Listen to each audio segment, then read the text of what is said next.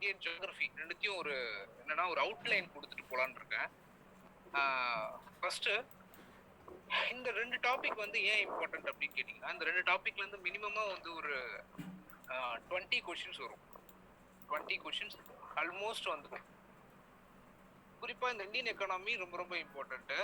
இந்த Indian economy வந்து பாத்தீங்கன்னா நியர்லி ஒரு 10 கொஸ்டின்ஸ் வருது அப்படின்னா அவுட் ஆஃப் 10ல ஸ்டாண்டர்டா நம்ம ப்ரெடிக்ட் பண்ணக்கூடிய கொஸ்டின்ஸ் வந்து ஒரு 7 to 8 கொஸ்டின்ஸ் ப்ரெடிக்ட் பண்ணிடலாம் எந்தெந்த டாபிக்ல இருந்து வரும் அப்படின்ட்டு. அதே மாதிரி ஜியோகிராஃபியை பொறுத்த மட்டும் இந்தியன் ஜியோகிராஃபி இதை மட்டுமே relief drainage and features, that is monsoon rainfall, இந்த டாபிக்ஸை மட்டுமே நீங்க படிச்சீங்கன்னாவே இதுல வர ஒரு 10 கொஸ்டின்ஸ்ல 5 கொஸ்டின்ஸ். ஸோ இது எங்க சார் படிக்கணும்? சோர்ஸ், இதுக்கான சோர்ஸ் வந்து school book. Already I told that source வந்து எக்கனாமியை பொறுத்த வரைக்கும் நீங்க ஒரு புக்கு தெளிவா படிச்சீங்கன்னா போதும். அந்த ஒரு புக்கு என்ன அப்படின்னா 11th ஸ்டாண்டர்ட் புக்கு. 11th ஸ்டாண்டர்ட்ல யூனிட் 7 ஒன்று இருக்கும்.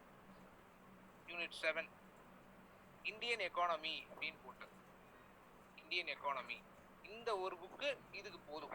இந்த ஒரு சாப்டர் நீங்க ஃபார் எக்ஸாம்பிள் நீங்க சிவில் இன்ஜினியரிங்கே இன்டென்சிவா படிச்சுட்டு நான் வந்து ஜென்ரல் ஸ்டடீஸை இன்னும் படிக்கவே இல்லை சார் அப்படின்றவங்களுக்கு இந்த 11th standard term book, second term book I think so, unit 7 Indian economy அப்படின்ற ஒரு சாப்டர் படிச்சீங்கன்னாவே ஆல்மோஸ்ட் இதெல்லாம் கவர் ஆகிடும். கொஷின்ஸும் உங்களுக்கு அதுலேருந்து வந்துடும். ப்ளஸ் இந்த எக்கானமிலேருந்து ஒரு 4 to 5 கொஷின்ஸ் கரண்ட் அஃபேர்ஸ் தான்.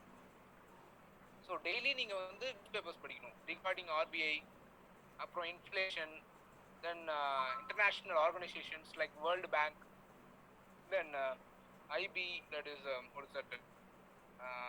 ILO, தென் international labour organisation, IMF. So இந்த மாதிரி இன்டர்நேஷ்னல் ஆர்கனைசேஷன்ஸ் ரிலேட்டடான கரண்ட் அஃபேர்ஸ் படிச்சுக்கணும். தென் இண்டெக்ஸஸ் படிச்சுக்கணும். இண்டெக்ஸஸ் லைக்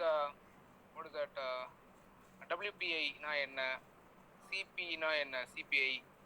ஸோ அப்புறம் வந்து வேற என்ன இண்டெக்ஸஸ் சொல்லலாம், தென் PPI. ஸோ இந்த மாதிரி வந்து இண்டெக்ஸஸ் வந்து பார்த்துக்கணும். இண்டெக்ஸஸ்ல இந்தியாவுக்கான ரேங்க் என்னன்னு பார்த்துக்கணும். இந்தியாஸ் ரேங்க் ரொம்ப முக்கியம். ஸோ கரண்ட் அஃபேர்ஸ் ரிலேட்டடாக நீங்கள் எக்கானமியை படிச்சே ஆகணும். ஈவன் UPSC போனாலும் கரண்ட் அஃபேர்ஸ் ரிலேட்டடாக எக்கனாமிக் கொஸ்டின்ஸ் இருக்கும். ஸோ எக்கானமியை பொறுத்த வரைக்கும் நீங்கள் standard books plus current affairs, daily news papers நீங்கள் படிச்சே ஆகணும். இந்த ஸ்டாண்டர்ட் புக்னா என்ன சொல்லலாம் அப்படின்னா, apart from school books, Ramesh சிங்னு ஒரு புக் இருக்கு எக்கனாமிக்கு. ரமேஷ் சிங் அப்படின்ற ஒரு புக்கு. இந்த புக்கு வந்து ஸ்டாண்டர்டான ஒரு புக் இந்தியன் எக்கானமி.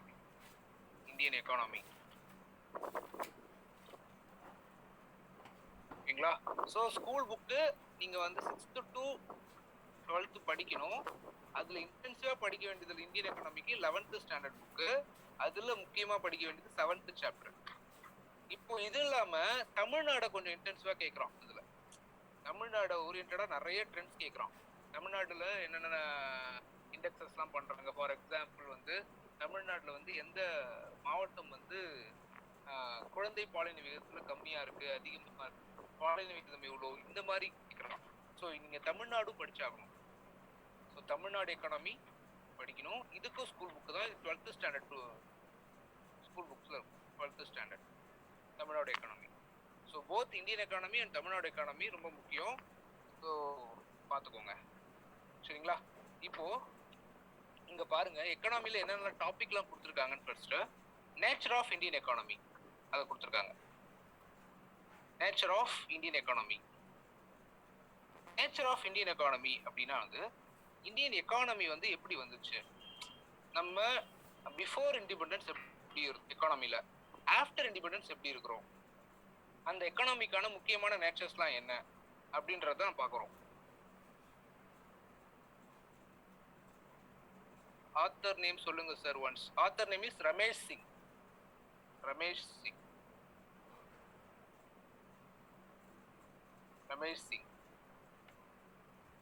இந்தியன் எக்கானமிக்கு. அடுத்தது இந்த நமக்கே தெரியும் 1947 இதுக்கு முன்னாடி எக்கானமி எப்படி இருந்தது, இதுக்கப்புறம் எக்கானமி எப்படி இருக்கு நமக்கு தெரியும். இது நல்லா growth, இங்க நம்ம போரா இருந்தோம். ஸோ இப்படி இருந்ததை நம்ம growth ஃபுல்லா மாத்துறதுக்கு நம்ம என்னென்னலாம் மேற்கொள்ளணும் அப்படின்றத இந்த நேச்சர் ஆஃப் இந்தியன் எக்கானமில நம்ம படிச்சிடலாம். ஓகேங்களா? ஃபார் எக்ஸாம்பிள், இந்தியன் எக்கானமிக்கான முக்கியமான நேச்சர் என்ன அப்படின்னா பாப்புலேஷன் டென்சிட்டி. இந்த பாப்புலேஷன்னால எப்படிலாம் வளருது. இப்போ வந்து ஒரு கட்டத்துல நம்மளோட பாப்புலேஷன் நார்மலா இருந்தது, மினிமலா இருந்தது. திடீர்னு அப்ரைசிங் போச்சு, பெரும் பிளவு ஏற்பட்டது.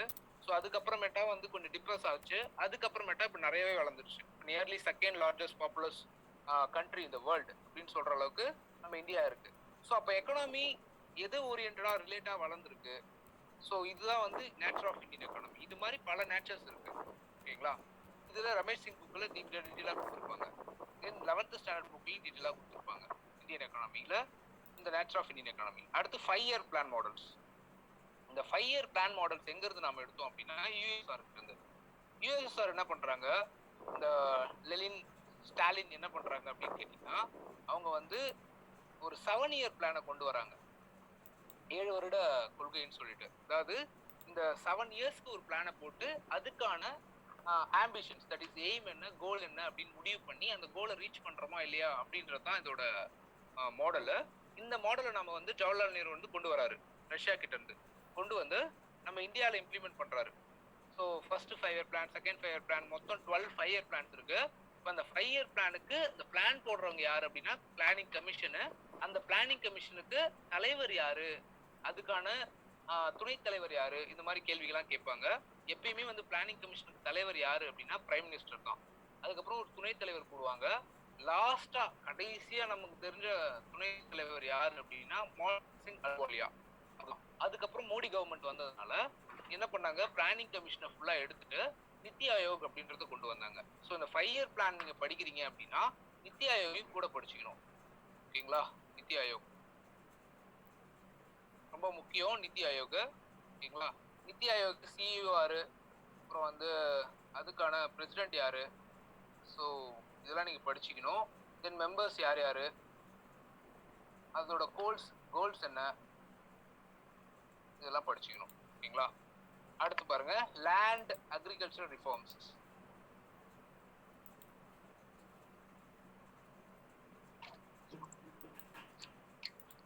நேரு ஏதோ சொல்றீங்க, நேரு திட்டக்குழு. ஓகே ஓகே, ஆமா ஆமா, திட்டக்குழு, பிளானிங் கமிஷன், நேருவோட திட்டக்குழு தான் அது. நேரு கொண்டு வந்தது தான் அது பிளானிங் கமிஷன். அடுத்து வந்து லேண்ட் ரிஃபார்ம் அண்ட் அக்ரிகல்ச்சர். நம்ம நாட்டுல லேண்ட் ரிஃபார்ம்ஸ் நமக்கு தெரியும். நமக்கு ஒரு கட்டத்துல வந்து பாத்தீங்கன்னா ரைத்துவாரி முறை, ஜமீன்தாரி முறை இதெல்லாம் இருந்துச்சு.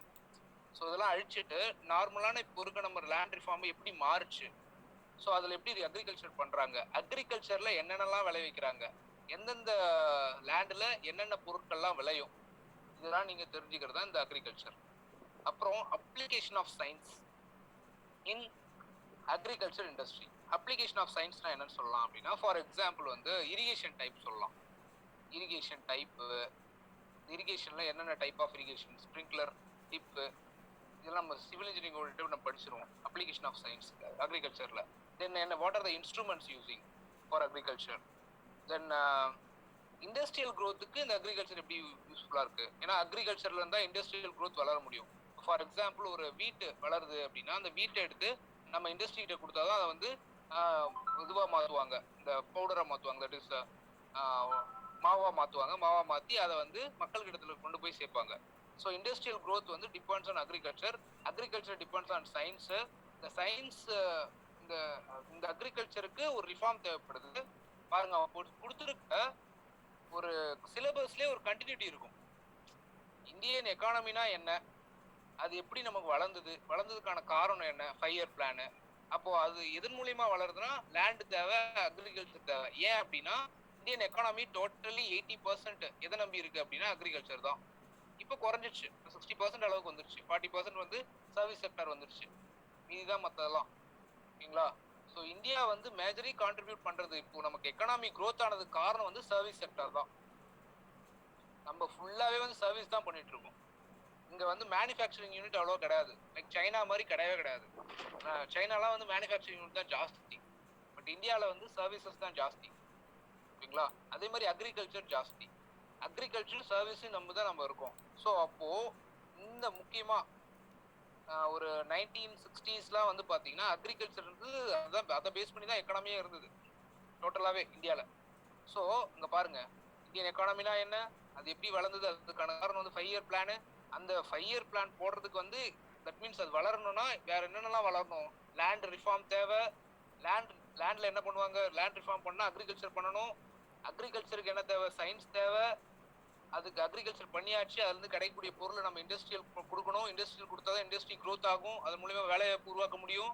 வேலைவாய்ப்பு யாருக்கு கொடுக்க முடியும், ரூரல்ல இருக்க பீப்புளுக்கு கொடுக்க முடியும். ஓகேங்களா? ரூரல்ல முக்கியமா வந்து வில்லேஜஸ்ல இருக்கவங்களுக்கு. அப்போ ரூரல் வெல்ஃபேர் முக்கியம். ஓகேங்களா? அதுக்கான ப்ரோக்ராம்ஸ் என்னென்ன கொண்டு வந்தாங்க, ரூரல் வெல்ஃபேர் ப்ரோக்ராமு. அப்புறம் சமூக சீர்திருத்தங்கள், that is social sector programmes என்னென்ன. ஸோ அதுக்கான காரணம். அதுக்கப்புறம் பாருங்க, பாப்புலேஷனால எப்படி, எஜுகேஷனால எப்படி, ஹெல்த்தால எப்படி எக்கனாமி வளருது, எம்ப்ளாய்மெண்ட். ஸோ ஒரு கண்டினியூட்டி தான் இது. அதாவது ஒரு எப்படி இங்க இருந்து எப்படி அது மோட் ஆஃப் டிரான்ஸ்ஃபர்மேஷன் ஆகுது அப்படின்றத நம்ம படிக்கிறோம் இந்தியன் எக்கானமி பொறுத்த வரைக்கும். ஸோ அதனால தான் வந்து இந்த இந்தியன் எக்கானமி வந்து கரண்ட் அஃபேர்ஸ் ஓரியன்டட். ஏன் கரண்ட் அஃபேர்ஸ் ஓரியன்ட்னா, ஃபார் எக்ஸாம்பிள் ரீசெண்டாக வந்து ரிஃபார்ம்ஸ்லாம் கொண்டு வந்திருக்காங்க, நிறைய ரிஃபார்ம்ஸ். இதில் ஒரு ரிஃபார்ம்ஸ் யாராவது சொல்ல முடியுமா, எக்கானமி ஓரியன்டட் ரிஃபார்ம்ஸ் இல்லை எக்கானமி ஓரியன்டட்னா கரண்ட் அஃபேர்ஸ் ஏதாவது சொல்ல முடியுமா இப்போ ரீசெண்டாக? எனிஒன்?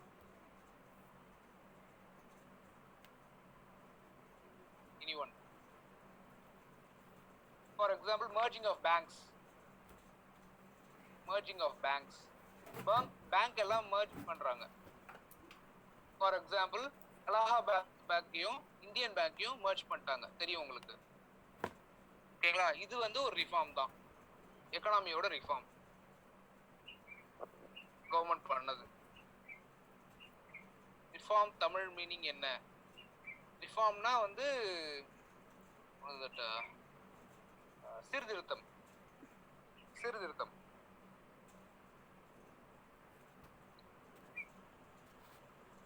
தென் எக்கனாமி, தமிழ்நாடு எக்கானமி படிக்கணும். தமிழ்நாடு எக்கானமி சொன்னது இதுதான் வந்து ஜென்ரலா வந்து இந்தியன் எக்கானமி. ஓகேங்களா? இந்த இந்தியன் எக்கானமி நம்ம இப்போ question and answers. First, Indian economy வந்து ஒரு மிக்சட் எக்கானமி. இது நல்லா இருக்கும், நமக்கு தெரியும். ஓகேங்களா? அதுக்கு முன்னாடி நீங்க படிக்க வேண்டியதெல்லாம் என்னென்ன அப்படின்றத சொல்லிடுறேன். இந்த இந்தியன் எக்கானமில கொஸ்டின்ஸ் எப்படி கேட்டிருக்காங்கன்றதை பார்த்துடலாம்.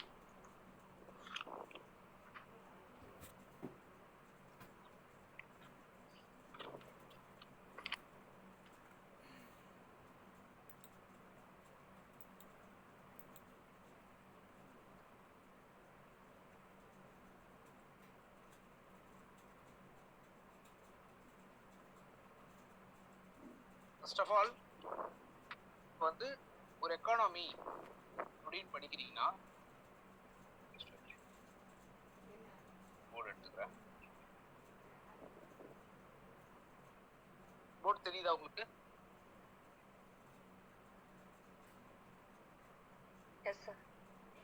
ஓகே. பேங்க் மர்ஜ் பண்றதால யாருக்கு யூஸ்ஃபுல்லா இருக்கும்? கவர்மெண்ட்டுக்கு தான் யூஸ்ஃபுல்லா இருக்கும். மக்களுக்கு யூஸ்ஃபுல்லா இருக்குமான்னு கேட்டா அது தெரியல, அது ஒரு கேள்விக்குறி தான். பட் கவர்மெண்ட்டுக்கு ஒரு ஃபண்ட் வரும் டோட்டல். இப்போ 2 பேங்க் வந்து மர்ஜ் பண்றதுனால அவங்களுக்கு வந்து ஒரு லம்சம் அமௌண்ட் கிடைக்கும். அது மூலயமா அவங்க இன்வெஸ்ட்மெண்ட் பண்ணுவாங்க. இந்த இன்வெஸ்ட்மெண்ட் தான் வெல்ஃபேரா மாறும்.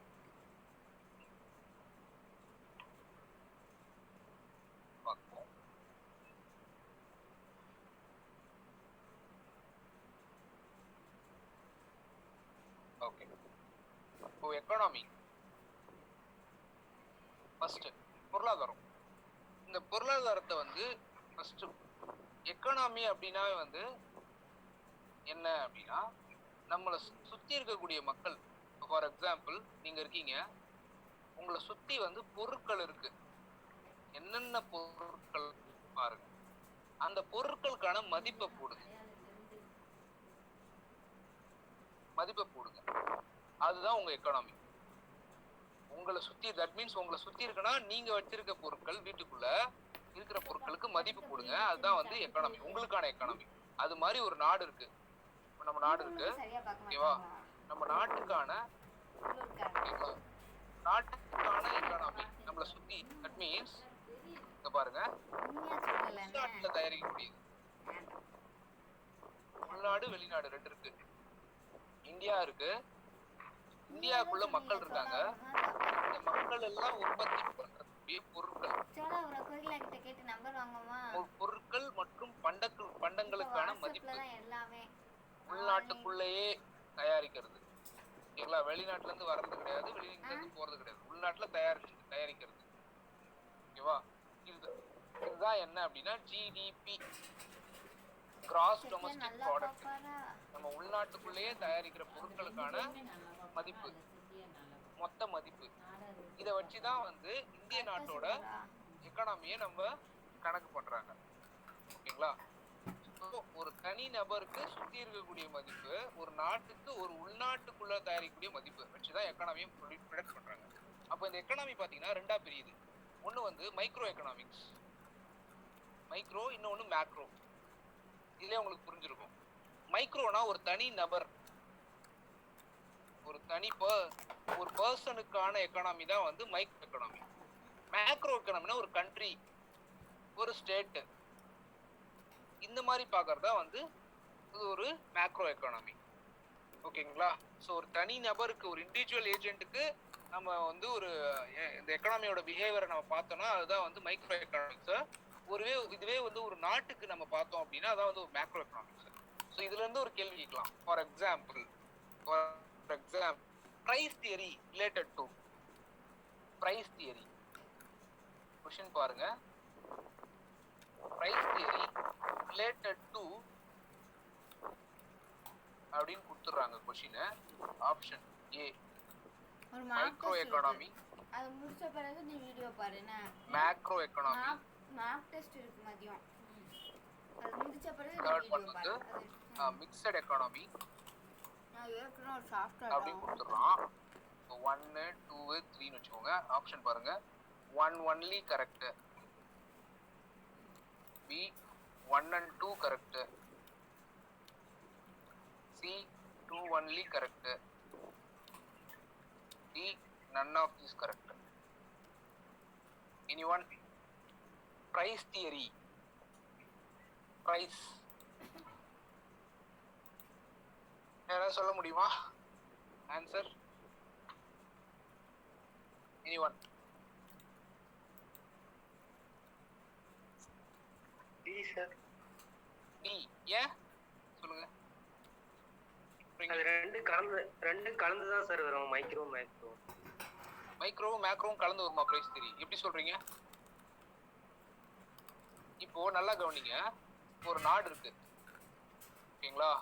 நாடு வந்து ஒரு பொருளை பர்ச்சேஸ் பண்ணுது, ஓகேங்களா, ஃபார் வெல்ஃபேர் ஆஃப் பீப்புள். அவங்க ஒரு பொருளை பர்ச்சேஸ் பண்றாங்கன்னா அது வெல்ஃபேர் ஆஃப் பீப்புளுக்காக தான் இருக்கும். நல்லா புரிஞ்சுக்கோங்க. இப்போ ஒரு தனி மனிதன் இருக்கான், அவன் வந்து ஒரு பொருளை பர்ச்சேஸ் பண்றான்னா அது எதுக்காக, யாருக்காக? அது அவனுக்காக. புரியுதா? இப்போ வெல்ஃபேர் ஆஃப் பீப்புள் இருக்கும்போது இந்த இந்தியா கவர்மெண்ட் பிரைஸ் பார்க்குமா? பிரைஸை பார்க்குமா? இல்ல தனிநபர் பிரைஸை பார்ப்பானா? நல்லா புரிஞ்சுக்கோங்க. யாரு வந்து பிரைஸை பார்ப்பா?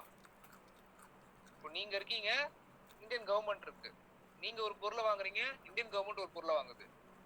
யாரு வந்து பார்கெயின் பண்ணுவா?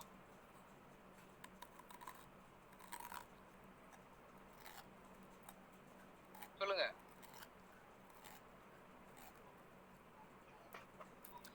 தனி பர்சன் தான் sir.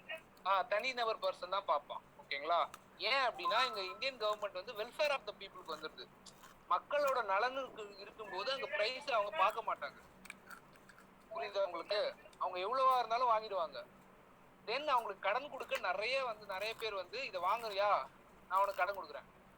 For example IMF, world bank, ATP, ஞாபகம் வச்சுக்கோங்க. இது மாதிரி நிறைய பேர் அவங்களுக்கு இருக்காங்க. பட் இங்க இவன் காசு தான், இவன் தனியா ஒருத்தவங்க கிட்ட போய் கடன் வாங்கினாதான் உண்டு. புரியுதா உங்களுக்கு? ஸோ ஆப்ஷன் வந்து மைக்ரோ எக்கனாமி தான். price theory related to microeconomy A1 only correct. ஞாபகத்துல வச்சுக்கோங்க. திங்க் பண்ணி கொஸ்டின்ஸ் எல்லாமே கொஞ்சம் திங்க் பண்ற மாதிரி தான் இருக்கு. கான்செப்ட் தெரிஞ்சாதான் நீங்க அங்க போய் அப்ளை பண்ண முடியும். So what is micro economy, what is macro எக்கனாமின்றது நல்லா புரிஞ்சுக்கணும். அப்போ இந்தியன் கவர்மெண்ட்டுக்கு என்ன சார்? Income theory. இது பிரைஸ் தியரி, அது இன்கம் தியரி. புரியுங்களா? மேக்ரோனா வந்து income. Welfare of the people வந்துட்டாங்கன்னா அந்த வெல்ஃபேர் ப்ரோக்ராம் ஒன்று போடுவாங்க. அந்த வெல்ஃபேர் ப்ரோக்ராம்ல கவர்மெண்ட் இன்கம் வர மாதிரி ஏதாவது ஒன்று பண்ணிடுவாங்க. ஸோ எல்லாமே இன்கம் தியரியா தான் இருக்கும். இங்க எல்லாமே பிரைஸ் தியரியா தான் இருக்கும். ஒரு தனிநபர் எதை பார்த்தாலும் பிரைஸ் தான் பார்ப்பான். நீங்க எதை வாங்கினாலும் எதை சார்ந்து ஓரியன்டாலும் ஒரு தனிநபர் பிரைஸ் தான் பார்ப்பான். கரெக்டா? கவர்மெண்ட் பிரைஸ் பார்க்காது, ஒன்லி இன்கம் தான் பார்க்கும். அவ்வளவுதான், சிம்பிள் லாஜிக். ஓகேங்களா? ஸோ அப்போ price theory related to micro economics, அப்போ மேக்ரோ எக்கனாமிக்ஸ்னா இன்கம் தியரி.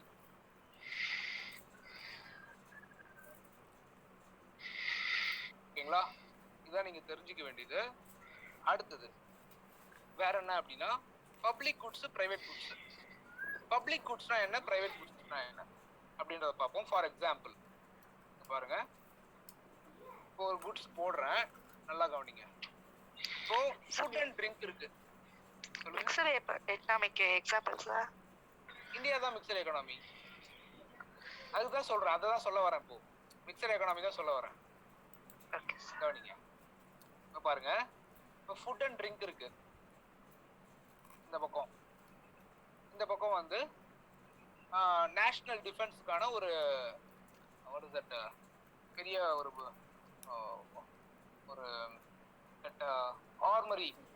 ஆர்டிலரிஸ் இருக்கு. ஆர்டிலரினா என்ன அப்படின்னா துப்பாக்கி அந்த மாதிரி. ஓகேங்களா? இது ஃபுட் அண்ட் ட்ரிங்க், இது ஆர்டிலரி. நல்லா கவனிச்சுக்கோங்க. ஆர்டிலரினா அந்த துப்பாக்கி, இதுனா அந்த ஆர்மிக்காக யூஸ் பண்றது. ஓகேங்களா? இப்போ ஃபுட் அண்ட் ட்ரிங்க் இதை யாரு ஃபர்ஸ்ட், இது எல்லாருக்குமே தேவைதான். பட் பேசிக்கா இது வந்து பாத்தீங்கன்னா ஒரு பிரைவேட் காரன். இப்போ வந்து ஃபார் எக்ஸாம்பிள் ஃபுட்டை வந்து நிறைய ஹோட்டல்ஸ் இருக்கு பண்றான். ஓகேங்களா? இந்த ஆர்டிலரி யார் தான் பண்ணுவா அப்படின்னா கவர்மெண்ட் வந்து அப்ரூவ் பண்ண ஒரு கம்பெனி தான் பண்ணும். அது கவர்மெண்ட் கம்பெனியா தான் இருக்கும். புரியுதா உங்களுக்கு? இப்போ for example food and drink example தான் சொல்றேன், நல்லா கவனிச்சுக்கோங்க.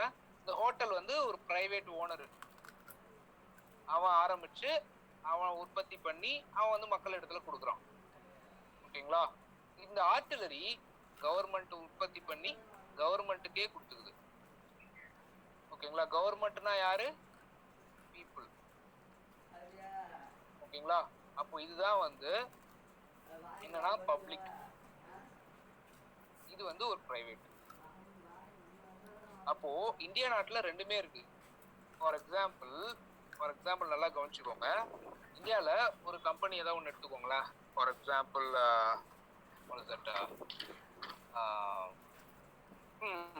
இப்போ வந்து ஆரோக்கியா மில்க் இருக்கு. ஆரோக்கியா மில்க் தெரியும் உங்களுக்கு எல்லாருக்கும். அதே மில்க் ஓரியன்டட் பார்த்தோன்னா ஆவின் இருக்கு. ஓகேங்களா? ரெண்டுமே தமிழ்நாட்டுல இருக்கு, தட் மீன்ஸ் இந்தியால இருக்கு. அப்போ இந்தியா ஒரு மிக்சட் எக்கானமி. சேம் ப்ராடக்ட் தான், இதுவும் மில்க் தான், இதுவும் மில்க் தான். ரெண்டு மில்கையே ஒரு பிரைவேட்டாலே முடியுது தயாரிக்க முடியுது, ஒரு கவர்மெண்டாலையும் வந்து தயாரிச்சு முடியுது. ஸோ இதுதான் வந்து ஒரு மிக்சட் எக்கானமி இந்தியாவில். ஆனா சைனால அப்படி கிடையாது. சைனால ஃபுல்லாவே வந்து என்ன பப்ளிக் தான். ஸோ இது வந்து ஒரு என்ன அப்படின்னா ஒரு தட் இஸ் ரெஸ்ட்ரிக்டட் எக்கனாமின்னு சொல்லுவாங்க. கவர்மெண்ட் தான் கொடுக்கணும் எல்லாமே, பட் பிரைவேட் இல்லையா இருக்கு, அதுக்கு புரோட்டோகால்ஸ் இருக்கு. அந்த புரோட்டோகால்ஸ் இப்போ நாம வந்து ஒரு தனிநபர் வந்து சாதாரணமா ஒரு ப்ராடக்ட் ஆரம்பிக்க முடியும், விற்க முடியும் மக்கள் இடத்துல. பட் இவங்க கிட்ட அது மாதிரி முடியாது. அதனாலதான் என்ன பண்றாங்க, சைனாக்காரங்க டைரக்டா வந்து மற்ற நாடுகள்ல வந்து இன்வெஸ்ட் பண்றாங்க. இப்போ ஃபார் எக்ஸாம்பிள் நான் ஒர்க் பண்ற ஃபாக்ஸ்கான் டெக்னாலஜி, அதுவே வந்து என்னன்னா ஒரு சைனா கம்பெனி. அவங்க வந்து இந்தியாவில் என்ன பண்ணிடுறான், இந்தியாவில் வந்து என்ன பண்ணுறாங்க, நீங்கள் வாங்க வாங்க வாங்கன்னு எல்லாரையும் கூப்பிடுறாங்க. FDI, foreign direct investment. இந்த ஃபாரின் டைரக்ட் இன்வெஸ்ட்மெண்ட் என்ன ஆகுது, சில பேருக்கு 100% வந்து உள்ளே வந்துடலாம் அப்படின்ட்டு இருக்கு. For example agriculture, food products, அப்புறம் வந்து எலக்ட்ரானிக் ப்ராடக்ட்ஸ், இதெல்லாம் வந்து உள்ளே வந்துடலாம். அதனால இவங்க என்ன பண்ணுறாங்க, கவர்மெண்ட் லேண்டை ஃப்ரீயாக தருது. லேண்ட் டாக்ஸ் எவேஷன் கொடுக்குது, கரண்ட் பில் கம்மியாக கொடுக்குது. ஸோ இந்த மாதிரி நிறைய விஷயங்களை கொடுக்குது. பட் இவன் என்ன பண்ணுறான், நான் வந்து ஒரு 10 லட்சம் பேருக்கு வந்து என்ன பண்ணுறேன், எம்ப்ளாய்மெண்ட் கொடுக்குறேன் அப்படின்னு சொல்கிறான். ஸோ இதை தான் பார்க்குது. இப்போ வெல்ஃபேர் ஆஃப் த பீப்புள் பார்க்குறாங்க கவர்மெண்ட்டு. இங்கே வெளிலேருந்து வரவங்க என்ன பண்ணுறாங்க, எஃப்டிஐ, அவங்களுக்கான ப்ராஃபிட்டை பார்க்குறாங்க. ஏன் அப்படின்னா அவங்க நாட்டில் இந்த மாதிரி ஒரு ஃப்ரீயான ஒரு மோட்டிவ் கொண்ட ஒரு கவர்மெண்ட் கிடையாது. ஸோ அப்போது நம்ம இந்தியன் கவர்மெண்ட்டு மிக்சட் எக்கானமி வச்சிருக்கு. கரெக்டாக இல்லையா? நமக்கும் பயனு, மற்றவனுக்கும் பயனு. கரெக்ட். மிக்சட் எக்கானமிஸ் இந்தியன் எக்கானமியோட ஒரு மிக்சட் எக்கானமி தான் இந்தியன் எக்கானமி, ஞாபகம் வச்சுக்கோங்க. மிக்சடா இல்லை அப்படின்னா என்ன ஆகும்? அடுத்த கேள்வி. ஒன்று ப்ரைவேட்டாகவே இருக்கு, இல்லை வந்து ப்ரைவேட்டைசேஷன் ஆக்கிட்டு இருக்காங்க. மிக்சடா இல்லை. இந்தியன் ரயில்வேஸ் இருக்கு, இந்தியன் ரயில்வேஸ் இன்னும் ப்ரைவேட் ஆக்கல, ஆக்கிடுவாங்க இன்னும் கொஞ்ச நாள்ல. சரிங்களா? அப்போ ஆக்குனா என்ன ஆகும், ப்ரைவேட் ஆக்குனா என்ன ஆகும்? அப்படியே மாறும். இப்போ ஃபார் எக்ஸாம்பிள் நம்ம இப்போ மெட்ரோ இருக்கு. மெட்ரோ வந்து ஒரு ஜப்பான்ல இருந்து கொண்டு வந்த ஒரு டெக்னாலஜி யூஸ் பண்ணி நம்ம இங்கே பண்ணிட்டு இருக்கோம். பட் அது வந்து கவர்மெண்ட் ஓரியன்ட் தான். பட் இருந்தாலும் அதில் வந்து ஒரு ப்ரைவேட்டோட கன்ஸ்ட்ரக்ஷன் இருக்கு. ப்ரைவேட் கிட்ட கொடுத்து கன்ஸ்ட்ரக்ட் பண்றாங்க. ஸோ இதுதான் வந்து ஒரு மிக்சர் எக்கானமி. ஒர்க் பண்றதுலயும் சரி ஒரு மிக்சடு, ப்ராடக்ட் டெவலப் பண்றதுலயும் மிக்சடு, தென் அதை வந்து மக்கள் இடத்துல கொண்டு போய் டெலிவர் பண்றது mixed. So this is called mixture economy. புரிஞ்சுதுங்களா? Any doubts related this? Micro economics, macro, சொல்லுங்க. கிளியர் ஆயிடுச்சு sir. Okay. Micro economics, macro economics, public, private, இதை மட்டும் நீங்க பார்த்துக்கோங்க. ஓகேங்களா? அடுத்தது வேற என்ன சொல்லலாம் அப்படின்னா, இண்டெக்ஸ்ல 2 இண்டெக்ஸ் நீங்க முக்கியமா தெரிஞ்சுக்கணும். ஒன்று வந்து WPI. WPI அப்படின்னா வந்து wholesale price index. WPI wholesale price index.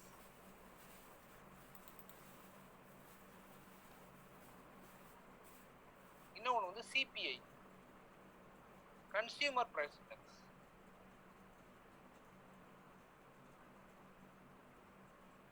Consumer price index.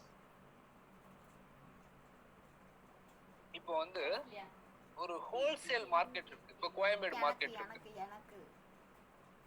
இப்போ இங்க வந்து பாத்தீங்கன்னா ஒரு தனி ஒரு கடை இருக்கு. ஒரு தனி நபர் வந்து ஒரு ஒரு சின்ன கடை வச்சு நடத்துறாரு உங்க ஸ்ட்ரீட்ல. இவங்களுக்கும் என்ன டிஃபரன்ஸ் அப்படின்னா, இவங்க வந்து மொத்தமா வாங்குறாங்க. ஒரு 1000 kg அந்த மாதிரி வாங்குவாங்க. இவர் வந்து ஒரு 10 kg வாங்குவார் ஃபார் எக்ஸாம்பிள். ஓகேங்களா? இவங்க கிட்ட ஸ்டாக்ஸ் இவ்வளோ தூரம் இருக்கும், இவங்க கிட்ட இவ்வளோதான் ஸ்டாக்ஸ் இருக்கும். அப்போ என்ன ஆகும், அப்போ வந்து கண்டிப்பா வந்து என்ன ஆகும் அப்படின்னா ப்ரைஸ் சேஞ்ச் ஆகும். ப்ரைஸ் கண்டிப்பா சேஞ்ச் ஆகும். ஒரு சாதாரண ஒரு கன்சியூமருக்கு கொண்டு போற ப்ரைஸ் வந்து கண்டிப்பா சேஞ்ச் ஆகும். ஹோல்சேலா வாங்கும்போது ப்ரைஸ் கொஞ்சம் மொத்தமா சேஞ்ச் ஆகும். ஃபார் எக்ஸாம்பிள் இவங்க கிட்ட கம்மியா இருக்கும், இவங்க கிட்ட வந்து அதிகமா இருக்கும் ப்ரைஸ். அதுக்கான ரீசன் என்ன? Wholesale price index. அதுக்காக தான் வந்து இந்த ஹோல்சேல் பிரைஸ் இண்டெக்ஸை உருவாக்கியிருக்காங்க. இது வந்து ஒரு இண்டிகேட்டர். இந்த பிரைஸ் இண்டெக்ஸ்ன்றது ஒரு இண்டிகேட்டரு. எதுக்கான இண்டிகேட்டர் அப்படின்னா பிரைஸ் சேஞ்ச் ஆகும். சம் ஹோல்சேல் பிரைஸே சேஞ்ச் ஆகும். ஃபார் எக்ஸாம்பிள் 1000 kg வந்து ஒரு 2000ல என்ன பண்றாங்க, ஒரு 10,000 ரூபாய் கொடுத்து வாங்குறாங்க அப்படின்னா இன்னைக்கு 2021ல ஒரு 1 லட்சம் ரூபாய் கொடுத்து வாங்குவாங்க. ஸோ அப்போ டோட்டலா ஹோல்சேலாவே பிரைஸ் மாறி இருக்கு. ஓகேங்களா?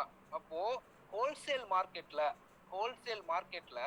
ஓகேங்களா பிரைஸ் சேஞ்ச் ஆச்சுன்னா, அந்த இண்டிகேட் பண்றதுக்கான ஒரு இண்டிகேட்டர் தான் இந்த ஹோல்சேல் பிரைஸ் இண்டெக்ஸ் WPI. ஓகேங்களா? ஸோ இந்த ஹோல்சேல் பிரைஸ் இண்டெக்ஸ் வந்து பாத்தீங்கன்னா எதை பொறுத்து மாறும் அப்படின்னா கமாடிட்டி பிரைஸை பொறுத்து மாறும். கமாடிட்டினா என்ன அப்படின்னா உலக வர்த்தகத்துல நிர்ணயிக்கக்கூடியதான் கமாடிட்டி. ரெண்டு விஷயம் இருக்கு எக்கானமில, கமாடிட்டி, ஈக்விட்டி. யாராவது ட்ரேடிங் பண்ணிருந்தீங்கன்னா தெரியும். யாராவது ட்ரேடிங் பண்ணிருக்கீங்களா? கமாடிட்டி ஈக்விட்டினா என்னன்னு தெரியுமா? எனிவன்? கமாடிட்டி ஈக்விட்டி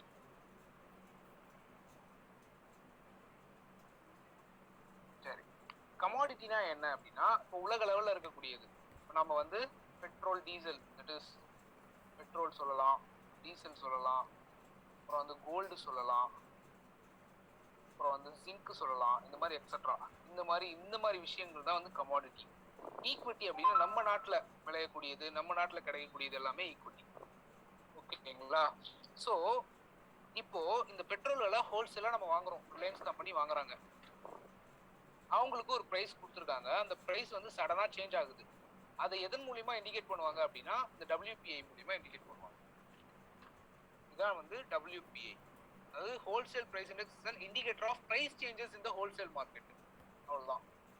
அப்போ இது யாரு இந்த பிரைஸ் யார் பே பண்ணுவா அப்படின்னா மேனுஃபேக்சரர்ஸ் அண்ட் ஹோல்சேலர்ஸ் தான் பே பண்ணுவாங்க. அப்போ இந்த சேஞ்ச் ஆகிற பிரைஸ் யார் வந்து பே பண்ணுவா அப்படின்னா மேனுஃபேக்சர் பே பண்ணுவான். அப்புறம் வந்து wholesale producers, that is wholesalers, மார்க்கெட்ல இருக்கக்கூடிய ஹோல்சேலர்ஸ் வந்து வாங்குறாங்க இல்லையா, அவங்க பே பண்ணுவாங்க.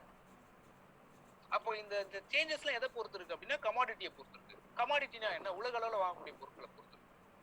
இப்போ நம்ம நாட்டில் இருக்கக்கூடிய ஒவ்வொரு பொருளுமே இப்போ வந்து ஒரு நாளுக்கு காய்கறி விலை முதல் கொண்டு எல்லாமே வந்து எதை பொறுத்து இருக்கு அப்படின்னா அந்த கமாடிட்டி WPI பொறுத்து தான் இருக்கு. சரிங்களா? ஏன்னா பெட்ரோல் விலை ஏறிச்சுன்னா என்ன ஆகும்? பெட்ரோல் விலை ஏறிச்சுன்னா நார்மலா இங்க இருக்கக்கூடிய இந்த கடையில இருக்கக்கூடிய ஒரு தக்காளி விலை ஏறும். காரணம் என்ன? டிரான்ஸ்போர்டேஷன். இப்போ வந்து ஒரு லாரியோட டிரான்ஸ்போர்டேஷன் வாடகை அதிகமாக்கிடுவாங்க. காரணம் பெட்ரோல் விலை ஜாஸ்தி ஆயிடுச்சு. பெட்ரோல் விலை ஏன் ஜாஸ்தி ஆகுது? இங்க டிமாண்ட் ரைஸ் ஆகுது. எங்க ப்ரொடியூஸ் பண்ற இடத்துல. ஏன் ப்ரொடியூஸ் பண்ற இடத்துல டிமாண்ட் ரைஸ் ஆகுது? ஏன்னா அது வந்து ஒரு நான் ரினியூவபிள் சோர்ஸ்ன்றதுனால இது கம்மியா கிடைக்கிறத ஒரு நாடு அதிகமா கேக்குது. அவங்க நாடு அதிகமா கேட்கும் போது இவங்க பிரைஸை ரைஸ் பண்றாங்க. புரியுதா? எப்படி வந்து ஒரு சாதாரண நபருக்கு விலைவாசி உயர்வதற்கான காரணமே இதான். ஓகேங்களா? எப்போ வந்து ஒரு டிமாண்ட் உள்ள ஒரு நாடு, நம்ம இந்தியா இருக்கு, இந்தியா வந்து ஹை டிமாண்ட் எதுக்கு? பெட்ரோலுக்கு. ஓகேங்களா? இப்போ இந்த பெட்ரோல் இங்க நமக்கு கிடைச்சதுன்னா ஒரு வேலை, அப்போ இதோட விலை எவ்வளவு இருக்கும்? கம்மியா இருக்கும். இப்போ பாருங்க, நியர்லி 1 லிட்டர் வந்து எவ்வளோ 100 rupees. Before 2 years 85 rupees. பார்த்துக்கோங்க எவ்வளவு சீக்கிரமா 15 rupees ரீச் ஆயிருக்கு. ஸோ அது காரணம் என்ன? இந்த கமாடிட்டி பிரைஸ் இன்க்ரீஸ் ஆனது. இவ்வளவுதான். இப்போ கமாடிட்டி பிரைஸ் இன்க்ரீஸ் ஆச்சுன்னா எதை நம்ம அந்த பிரைஸ் இன்க்ரீஸ் ஆயிருக்குன்னு எதை வச்சு தெரிஞ்சுக்கலாம்? WPI வச்சு தெரிஞ்சுக்கலாம், ஹோல்சேல் பிரைஸ் இண்டெக்ஸ்.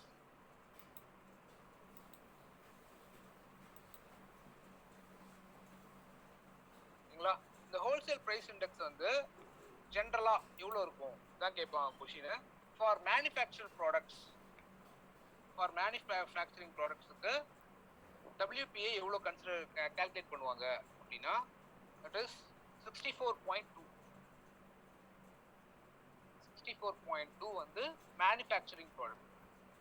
மேனுஃபேக்சரிங் ப்ராடக்ட்னா என்ன? இப்போ ஃபார் எக்ஸாம்பிள் சென்னையில் வந்து ஹூண்டாய் கம்பெனி இருக்கு, அது ஒரு மேனுஃபேக்சரிங் யூனிட். ஃபாக்ஸ்கான் இருக்கு, மேனுஃபேக்சரிங் யூனிட். ஓகேங்களா? இந்த மாதிரி அசோக் லேலண்ட் இருக்கு, டிவிஎஸ் இருக்கு, இதெல்லாம் வந்து மேனுஃபேக்சரிங் யூனிட். அப்புறம் பிரைமரி ஆர்டிகல்ஸ்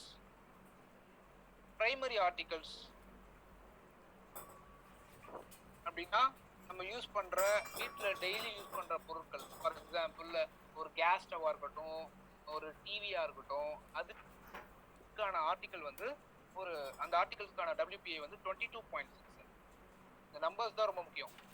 64.2 வந்து மேனுஃபேக்சரிங் யூனிட்டுக்கு, பிரைமரி ஆர்டிகலுக்கான WPI வந்து 22.6.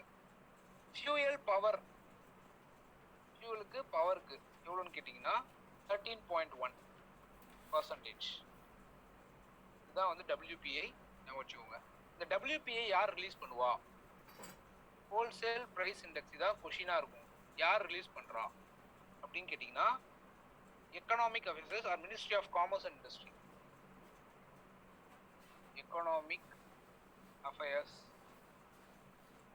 Ministry of commerce and industries, இவங்க தான் வந்து இந்த இண்டெக்ஸை ரிலீஸ் பண்ணுறாங்க. வருடம் ரிலீஸ் பண்ணுறவங்க இதான் வந்து ஹோல்சேல் ப்ரைஸ் இண்டெக்ஸ். ஓகேங்களா? அப்போ கன்சியூமர் ப்ரைஸ் இண்டெக்ஸ் யார் ரிலீஸ் பண்ணுறான் அப்படின்னு கேட்டிங்கன்னா ஆர்பிஐ ரிலீஸ் பண்ணுது. கன்சியூமர் ப்ரைஸ் இண்டெக்ஸ் வந்து ஆர்பிஐ வந்து ஆர்பிஐ யூஸ் பண்ணி சிஎஸ்ஓ ரிலீஸ் பண்ணும். சென்ட்ரல் ஸ்டாட்டிஸ்டிக்கல் ஆர்கனைசேஷன் யார் யூஸ் பண்ணி? ஆர்பிஐ யூஸ் பண்ணி சிஎஸ்ஓ வந்து ரிலீஸ் பண்ணும். எது அப்படின்னா சிபிஐ. இதுதான் கொஸ்டின். WPI வந்து யார் ரிலீஸ் பண்றா அப்படின்னா ministry of commerce and industry, that is economic affairs release பண்றாங்க. சிஎஸ்ஓ வந்து யாருடைய ஹெல்ப்னால அதை ரிலீஸ் பண்றாங்க அப்படின்னா ஆர்பிஐ ஹெல்ப்னால, தட் இஸ் சிபிஐ ஹெல்ப் பண்றாங்க. புரியுதா? சிஎஸ்ஓனா என்ன அப்படின்னா சென்ட்ரல் ஸ்டாட்டிஸ்டிக்கல் ஆர்கனைசேஷன்.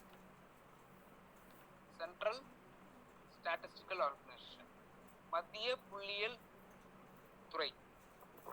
அவங்க வந்து இந்த கன்சியூமர் பிரைஸ் இண்டெக்ஸை ரிலீஸ் பண்றாங்க. இந்த கன்சியூமர் பிரைஸ் இண்டெக்ஸ் பாத்தீங்கன்னா ஒவ்வொரு ஒர்க்கர்ஸ்க்கு தனித்தனியா இருக்கும். ஃபார் எக்ஸாம்பிள் இண்டஸ்ட்ரியல் ஒர்க்கர்ஸ் தனியா இருக்கும், அக்ரிகல்ச்சர் லேபர்ஸ் தனியா இருக்கும், ஓகேங்களா? அர்பன் ரூரலுக்கு தனியா இருக்கும். அதை பார்த்துக்கோங்க. So industrial workers, agriculture labours அவங்களாம் தனித்தனியா இருக்கும். இவ்வளவுதான் வந்து WPI, CPI. WPI வந்து யார் ரிலீஸ் பண்றா? Economic affairs, it is ministry of commerce and industries. அடுத்து வந்து சிபிஐ யார் ரிலீஸ் பண்றா? CSO, central organisation, central statistical organisation, used by RBI. RBI use பண்ணி சிஎஸ்ஓ ரிலீஸ் பண்றாங்க. அவ்வளவுதான்.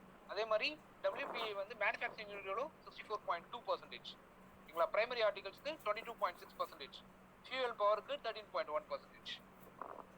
அவ்வளவுதான். ஓகேங்களா? அடுத்து பிபிஐ தெரிஞ்சுக்கணும். பிபிஐனா என்ன? பிபிஐனா யாருக்கா தெரியுமா? PPI பப்ளிக் பிரைவேட், அது PPP, public private partnership. PPI அப்படின்னா என்ன சொல்லுங்க?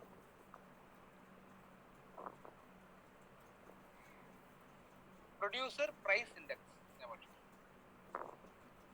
ப்ரொடியூசர் பிரைஸ் இண்டெக்ஸ், ஓகேங்களா? அப்போ இந்த ப்ரொடியூசர் பிரைஸ் இண்டெக்ஸ்னா என்ன அப்படின்னு கேட்டீங்கன்னா நல்லா புரிஞ்சுக்கோங்க. கூட்ஸ் அண்ட் சர்வீசஸ், பண்டங்கள் மற்றும் சேவைகள் இருக்கு, அதுக்கான பிரைஸ் சேஞ்ச் ஆகுது இல்லையா? அதோட ஆவரேஜ் சேஞ்சை கண்டுபிடிக்கிறது தான் வந்து இந்த பிபிஐ. ஓகேவா? இப்போ ஃபார் எக்ஸாம்பிள் ஒரு பண்டம் இருக்கு. ஒரு பண்டம்னா இனி ஏதாவது சொல்லுங்களேன். நம்ம நாட்டில் தயாரிக்கிறது ஒரு கார்னு வச்சுக்கோங்க. ஒரு கார், இது ஒரு கூட்ஸ். இந்த கூட்ஸ் வந்து பிரைஸ் வந்து சேஞ்ச் ஆகுது டியூ டு அதோட பொருட்கள், ஆர்டிகல்ஸோட பிரைஸ் சேஞ்ச் ஆகிறதுனால காரோட பிரைஸ் சேஞ்ச் ஆகுது. இந்த பிரைஸ் ஃபார் எக்ஸாம்பிள் இந்த காரு ஒரு 6 மாசத்துக்கு முன்னாடி 10 லட்ச ரூபாய் வித்துருந்தது, இப்போ வந்து 15 லட்சம் ஆயிடுச்சுன்னு வச்சுக்கோங்க. பிரைஸ் சேஞ்ச் ஆயிருக்கு. ஓகேவா? இந்த ஆவரேஜா இந்த வருஷத்துல எவ்வளவு பிரைஸ் சேஞ்ச் ஆயிருக்குன்னு பாக்குறது தான் வந்து ப்ரொடியூசர் பிரைஸ் இண்டெக்ஸ். முக்கியமா எங்க இருக்கு அப்படின்னா, இங்க இருந்து ஒரு காரை ப்ரொடியூஸ் பண்ற கம்பெனில இருந்து பீப்புள் கிட்ட வரும்போது, ப்ரொடியூஸ் பண்ணும்போது அதோட இது வந்து 15 லட்சமா இருந்துன்னு வச்சுக்கோங்களேன். மக்கள் கிட்ட வரும்போது எக்ஸ்ட்ரா 1 லட்சம் ஆகி 16 லட்சமா வரும். புரியுதா? ஸோ அப்போ இந்த சேஞ்சஸ் தெரியணும்ல, அந்த சேஞ்சஸை கொடுக்கறதா வந்து ப்ரொடியூசர் பிரைஸ் இண்டெக்ஸ். ப்ரொடியூஸ் ஆகும் போதே அதுக்கு ஒரு பிரைஸ் இருக்கும், அது மக்கள் கிட்ட வரும்போது அப்போ ஒரு பிரைஸ் இருக்கும். அப்போ அந்த பிரைஸ் சேஞ்ச் ஆயிருக்கு, அந்த பிரைஸ் நம்ம கண்டுபிடிக்கணும். சேஞ்ச் ஆன பிரைஸ் கண்டுபிடிக்கிறது தான் வந்து producer price index. It is a measure of average change in the pressure of goods and that is price of goods and services. ஓகேங்களா? இதுதான் வந்து ப்ரொடியூசர் பிரைஸ் இண்டெக்ஸ். சரி, இந்த ப்ரொடியூசர் பிரைஸ் இண்டெக்ஸ் வந்து எதன் மூலியமா தெரிஞ்சுக்கலாம் அப்படின்னா, தட் இஸ் பிபிஐ வந்து ப்ரொடியூசர் ரிசீவ் பண்ற அமௌண்ட் மைனஸ் இன்டைரக்ட் டாக்ஸஸ். இதான் வந்து பிபிஐ. இதுதான் வந்து ஜென்ரலா ஒரு எக்கானமில நீங்க தெரிஞ்சுக்க வேண்டிய டாபிக்ஸ். ஃபர்ஸ்ட் எக்கானமினா என்ன, மைக்ரோ எக்கானமினா என்ன, மேக்ரோ எக்கானமினா என்ன, அதுக்கான எக்ஸாம்பிள்ஸ் என்ன, அடுத்து வந்து டபிள்யூபிஐனா என்ன, சிபிஐனா என்ன, பிபிஐனா என்னன்னு தெரிஞ்சுக்கணும். அது பார்த்தோம். அடுத்து வந்து பப்ளிக் பிரைவேட்னா என்ன, பப்ளிக்னா என்ன, பிரைவேட்னா என்ன அப்படின்றத பார்த்தோம். ஓகேங்களா? இதுல இருந்து ஒரு கொஸ்டின் கேட்கலாம். பட் இந்த கொஸ்டின்ஸ் எப்படி கேட்கலாம் அப்படின்னா கான்செப்சுவலா கேட்கலாம். ஓகேங்களா? அந்த கான்செப்ட்ஸ் மட்டும் நீ தெரிஞ்சுக்கிட்டா போதும். சரி, நெக்ஸ்ட் 5 இயர் பிளான். இதான் வந்து nature of Indian economy. Nature of Indian எக்கானமினா இதுதான். Next 5 year plan. 5 year plan இது எப்போ ஸ்டார்ட் பண்ணாங்க? இந்த 5 இயர் பிளானை எப்போ ஸ்டார்ட் பண்ணாங்க? எஸ்பெஷலி ஃபர்ஸ்ட் 5 இயர் பிளான் எப்போ ஸ்டார்ட் பண்ணாங்க? யாராவது சொல்ல முடியுமா? Anyone? First 5 year plan.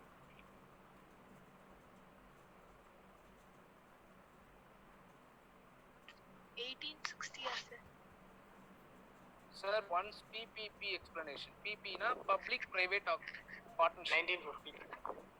1950. First date oda. Anyone date oda?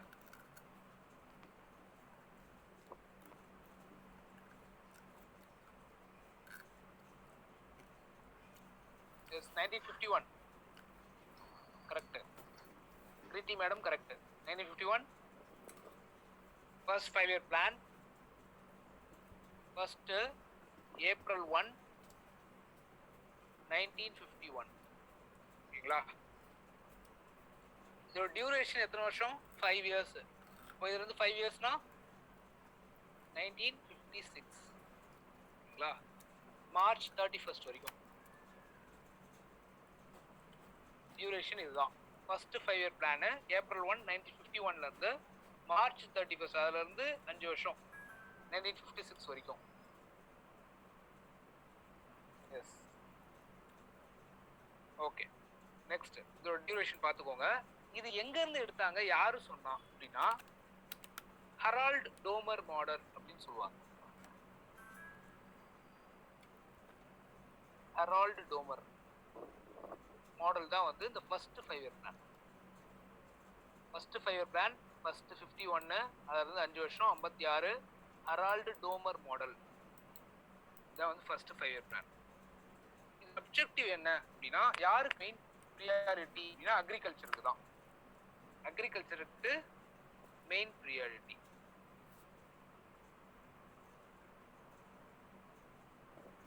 அக்ரிகல்ச்சருக்கு main priority. So அப்போ இதோட டார்கெட் என்ன அப்படின்னா டார்கெட் வந்து 2.1% இன்க்ரீஸ் ஆகணும்னு நினைச்சாங்க. இது நேஷனல் இன்கம். பட் அச்சீவ் பண்ணது என்ன அப்படின்னா இது வின்னா லூசா இந்த மாடல் வந்து எய்ம் டார்கெட் ரீச் பண்ணதா, டார்கெட்டை விட அதிகமாக ரீச் பண்ணுச்சு. தட் இஸ் 3.6% எடுத்து 3.6% கிடைச்சு. ஓகேங்களா? ஃபர்ஸ்ட் இயர் 5 இயர் பிளான் இதான்.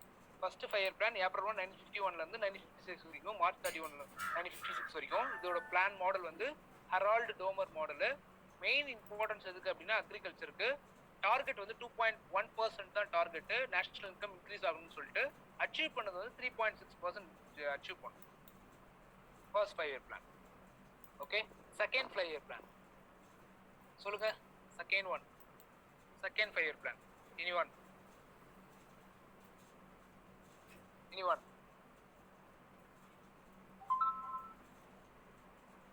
Second 5 year plan.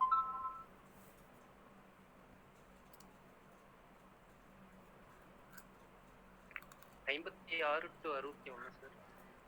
56ல இருந்து 61. அதே ஏப்ரல் 1, 56, 1956ல இருந்து March 31, 1961.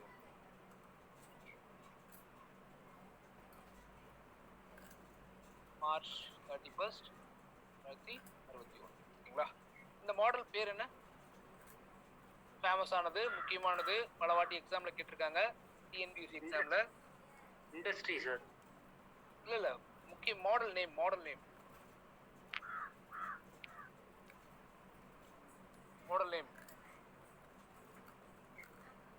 S Mahalanobis model Mahalanobis model ஞாபகம் வச்சுக்கோங்க, முக்கியமானது. இம்பார்ட்டன்ஸ் யாருக்கு கொடுத்தாங்க? இண்டஸ்ட்ரியலைசேஷனுக்கு, இண்டஸ்ட்ரீஸ்க்கு. ஸோ இந்த பிளான் வந்து எதை பேஸ் பண்ணியிருந்தது அப்படின்னா socialistic pattern of society, socialistic pattern of சொசைட்டியை பேஸ் பண்ணியிருந்தது. இதை கொஸ்டின் கேட்டிருக்காங்க, ஞாபகம் வச்சுக்கோங்க. சோஷியலிஸ்டிக் பேட்டர்ன் ஆஃப் சொசைட்டியை பேஸ் பண்ண மாடல் எப்படின்னு எதுன்னு கேட்டோம்னா மஹலனோபிஸ் மாடல் தான், செகண்ட் 5 இயர் பிளான். ஓகேங்களா? அது வந்து யாருக்கு இம்பார்ட்டன்ஸ் கொடுத்தாங்க? இண்டஸ்ட்ரீஸ்க்கு இம்பார்ட்டன்ஸ் கொடுத்தாங்க. ஸோ இதோட அவுட்புட் ரேஷியோ வந்து 2:1 தான் வந்துச்சு. 2:1. நேஷனல் இன்கம் வந்து 4.27% இன்க்ரீஸ் ஆச்சு. நேஷனல் இன்கம் வந்து 4.27% இன்க்ரீஸ் ஆச்சு பர் annum. ஓகேங்களா? Second 5 year plan. அடுத்து third 5 year plan. Third 5 year plan year சொல்லுங்க. 1961 to 1966. இது எய்ம் என்ன சொல்லுங்க? எய்ம் சொல்ல முடியுமா? Communication sir. அதாவது கம்யூனிகேஷன் மட்டும் கிடையாது, டோட்டலாவே push economy up to towards taking of the development. அது வளர்ச்சியை நோக்கிய ஒரு மாடல் அப்படின்னா தேர்ட் எக்கனாமி தான். பெரும் வளர்ச்சி அடையணும்னு சொல்லிட்டு எடுக்கப்பட்ட ஒரு 5 இயர் பிளான் தான் வந்து தேர்ட் 5 இயர் பிளான். ஓகேங்களா? பட் இது வந்து ஒரு ஃபெயிலியரு. ஏன் அப்படின்னா முக்கியமான ரீசன், டார்கெட் வந்து 5% வச்சாங்க இங்கிலீஷ், பட் கிடைச்சது வந்து 2.5% தான். ஸோ இது ஒரு ஃபெயிலியரான ஒரு 5 இயர் பிளானை ஞாபகம் வச்சுக்கோங்க. அடுத்தது முக்கியமாக இது கேட்பாங்க, ஃபெயிலியர் பிளான்னே இது பேர் third 5 year plan. Fourth 5 year plan.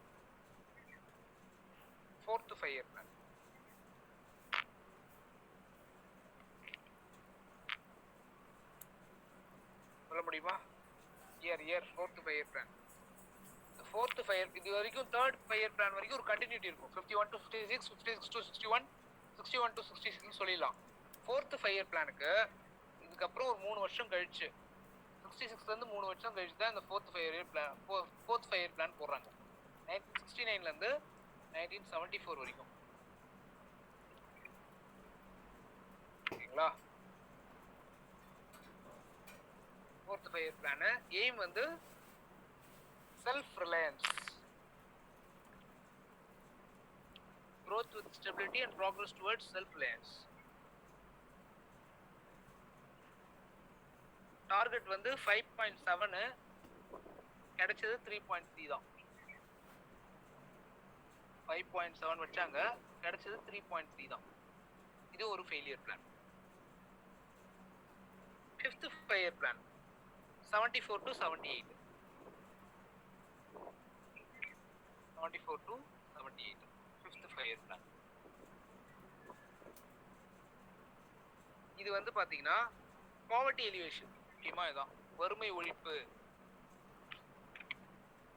Poverty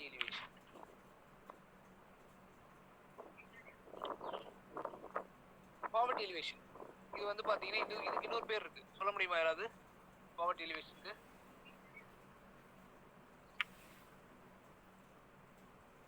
smiling Buddha வந்து இதுவா? யோசிச்சு பாருங்க.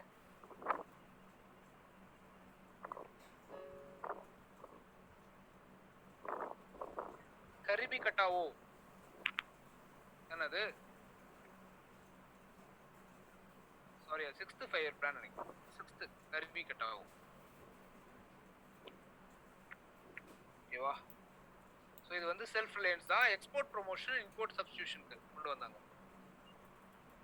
பாவர்ட்டி எலிவேஷன் பண்ணால் எக்ஸ்போர்ட் இம்போர்ட் பண்ணணும்னு சொன்னாங்க. Export promotion, import substitution. இது 5th 5 இயர் பிளான். இதோட டார்கெட் வந்து 5%. டார்கெட் 4. ஸோ இது வந்து ஒரு இம்பார்ட்டன்ட். கிடைச்சது வந்து 5%. ஸோ இது வந்து ஒரு வின்னிங் மூமெண்ட் ஆஃப் இந்தியா. இது வந்து முக்கியமானது. ஃபிஃப்த் வந்து பார்த்தீங்கன்னா 74லேருந்து 78 வரைக்கும் பாவர்ட்டி எலிவேஷன் தான் எய்மு. அந்த பாவர்ட்டி எலிவேஷன் எப்படி கொண்டு வராங்கன்னா, இம்போர்ட்டை கொண்டு வரணும், எக்ஸ்போர்ட் பண்ணணும் அப்படின்னு சொல்லுவாங்க. இது வந்து பார்த்தீங்கன்னா இது வந்து ஒரு ஃபெயிலியர் கிடையாது, வின்னிங் மூமெண்ட் தான். ஏன் அப்படின்னா 4.4 தான் வந்து டார்கெட்டு, கிடைச்சது வந்து 5%. Sixth 5 year plan. 6th 5 year plan.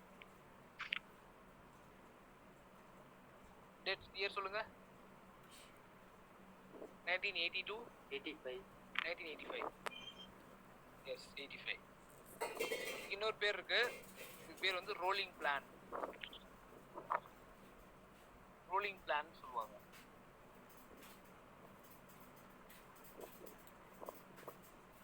S கரிபி ஹட்டாவும் rolling plan. இதோட டார்கெட் வந்து பாத்தீங்கன்னா 6th 5.4. 5.4 கிடைச்சது 5.2 தான் 6th. 7th சார் கரிபி கட்டாவும் என்ன சார்? கரிபி கட்டாவுனா வந்து வறுமை ஒழிப்பு தான்ப்பா, வறுமை ஒழிப்பு. இதோட எய்ம் தான் அது. எய்ம் வந்து poverty கட்டாவும்.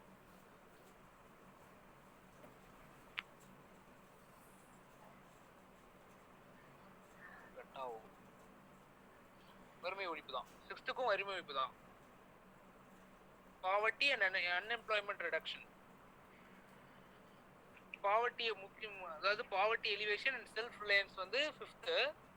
Poverty and unemployment reduction வந்து 6th.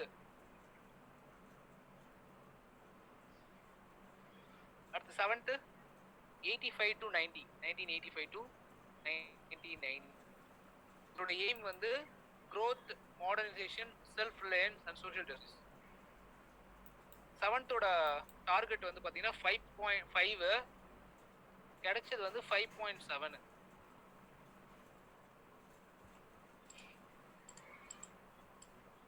ஓகேங்களா? அடுத்து 8th 5 இயர் பிளான் சொல்லுங்க. 92 to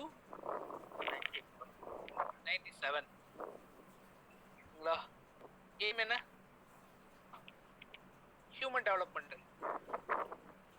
full employment, human development, employment.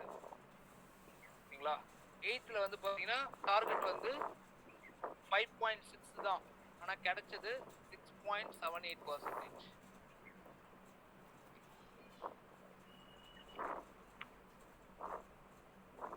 Next 9th 5 year plan சொல்லுங்க. 97 to 2002.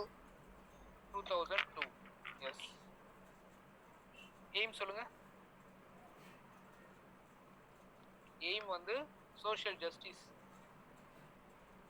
growth, equity and distributive social justice.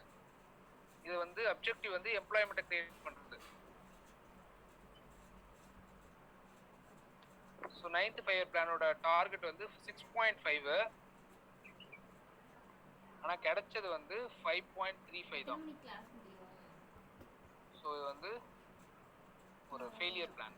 9th 5 year plan. 10th வந்து 2002 to 2007. ஓகேங்களா? 10th இது பார்த்தீங்கன்னா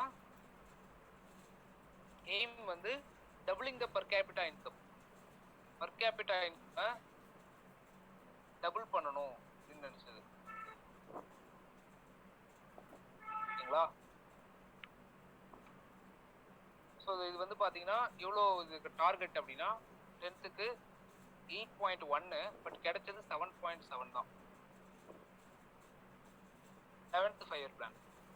11th பாருங்க 2007ல இருந்து 2012 வரைக்கும்.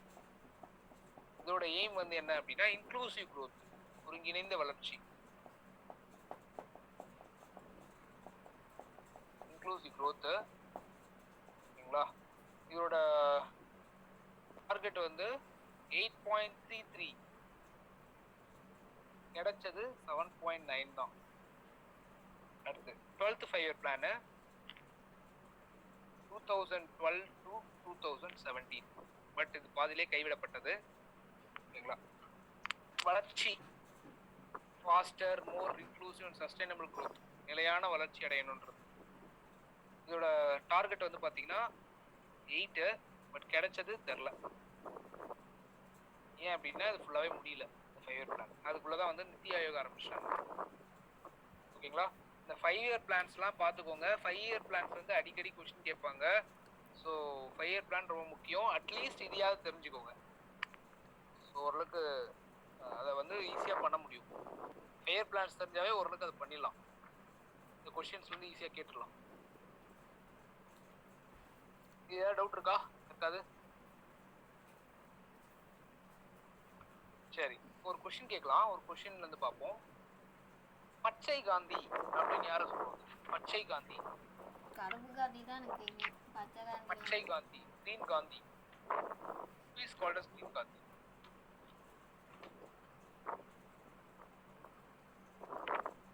Anyone?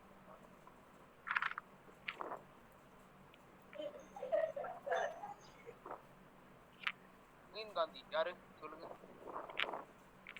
குயிக். இந்திரா காந்தியா?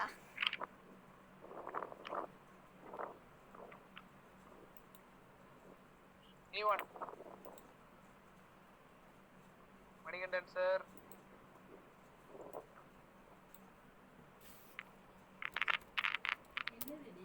பச்சை காந்தி யார்? காமராஜர்.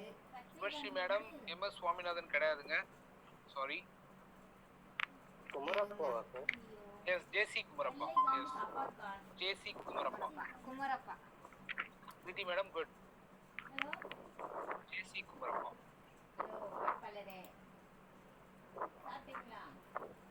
இவரை கிரீன் காந்தின்னு யாரு சொன்னா?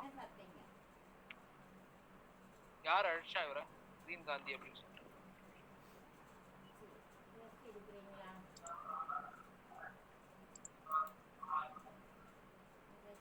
Anyone? சரி, ராமச்சந்திர குஹா. இந்த क्वेश्चंस வந்து JC குமரப்பா. யார் அவரை கிரீன் காந்தின்னு சொல்றாங்க அப்படின்னா ராமச்சந்திர குஹா. சரிங்களா. சரி, அடுத்தது An Uncertain Glory அப்படின்ற புக்கை யார் எழுதுனா? An Uncertain Glory அப்படின்ற புக்கை யார் எழுதுனா? Who wrote the book An Uncertain Glory?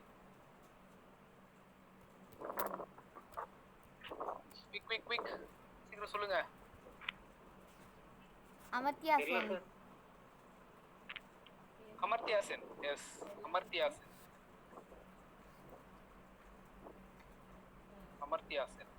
ஓகேங்களா. An Uncertain Gloryன்ற புக்கை வந்து எழுதுனது அமர்த்தியா சென். சரி, ரூபாயின் பிரச்சனைகள் அப்படின்ற புக்கை யார் எழுதுனா? ரூபாயின் பிரச்சனைகள். நேரு. நோ. லாஸ்ட் கிளாஸ் கவனிச்சிருந்தா தெரியும், சொல்லிருப்பேன். அம்பேத்கர். ஓகேங்களா. ரூபாயின் பிரச்சனைகள், ப்ராப்ளம் ஆன் ரூபி அப்படின்ற புக்கை எழுதினாரு. அதன் மூலமா தான் RBI வந்து அதை ஃபாலோ பண்ணி கொண்டு வந்தாங்க. ஓகேங்களா. ரூபாயின் பிரச்சனைகள்.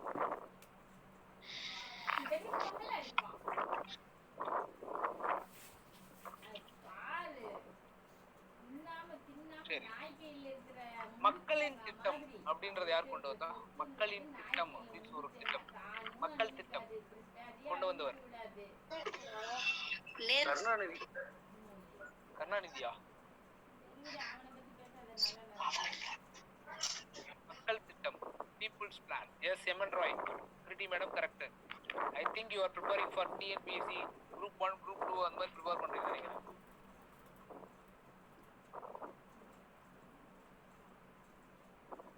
Next.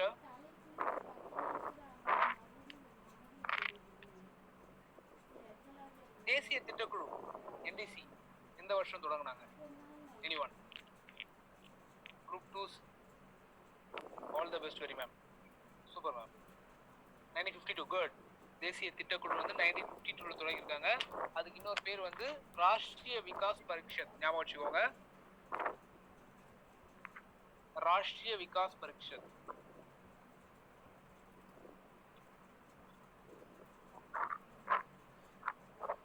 ராஷ்டிரிய விகாஸ் பரிஷத்னா வந்து இந்த நேஷனல் டெவலப்மெண்ட் கவுன்சில் தான், NDC. இதுக்கு இன்னொரு பேர் தான் வந்து ராஷ்டிரிய விகாஸ் பரிஷத். ஓகேங்களா? இவங்க வந்து ஆகஸ்ட் 6 1952ல ஆரம்பிச்சிருக்காங்க. ஆகஸ்ட் 6 1952ல. எதுக்கு அப்படின்னா அதாவது நாட்டோட வளர்ச்சி குறித்து இவங்க ஆராய்வாங்க, சொல்லுவாங்க. யாருக்கு சொல்லுவாங்க அப்படின்னா பாராளுமன்றம். இதோட தலைவர் யாரு அப்படின்னா பிரசிடென்ட் தான், சாரி பிரைம் மினிஸ்டர் தான். அதோட உறுப்பினர்கள்லாம் யார் யாரு அப்படின்னா chief ministers of the states தான். NDC பார்த்துக்கோங்க, NDC வந்து கேட்கலாம், முக்கியமான ஒரு டாபிக். NDC national development council. இதுக்கு இன்னொரு பேர் வந்து ராஷ்டிரிய விகாஸ் பரிஷத். ஆகஸ்ட் 6 1952 ஆரம்பிச்சிருக்காங்க. இது யாரால உருவாக்கப்பட்டது அப்படின்னு கேட்பாங்க. இது வந்து பார்லிமெண்டோட அமைச்சரவை குழுனால தான். ஓகேங்களா? கேபினெட் மினிஸ்டர்ஸ் மூலமா உருவாக்கப்பட்டது தான் இந்த NDC. இதோட தலைவர் யாரு அப்படின்னா பிரைம் மினிஸ்டர். இது வந்து இதோட மெம்பர்ஸ் யாருன்னா சீஃப் மினிஸ்டர்ஸ். ஓகேங்களா?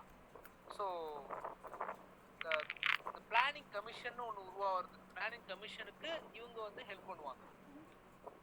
இதுதான் இதோட பிளான். NDCக்கான தேசிய திட்டக்குழுக்கள பிளானிங் கமிஷனு, அதுக்கான ஃபர்ஸ்ட் தலைவர் யார்? எனிஒன்? ஃபர்ஸ்ட் துணைத் தலைவர். தலைவர் கிடையாது, தலைவர் எப்பயுமே வந்து பிரைம் மினிஸ்டர் தான். துணைத் தலைவர் எனிஒன்? பிளானிங் கமிஷனோட ஃபர்ஸ்ட் துணைத் தலைவர்.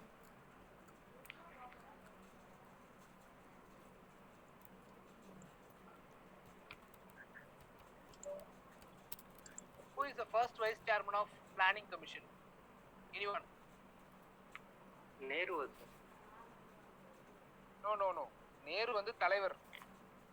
சேர்மனே அவர்தான். Vice chairman. First vice chairman of VC of planning commission. Who is that? Gulzarilal Nanda.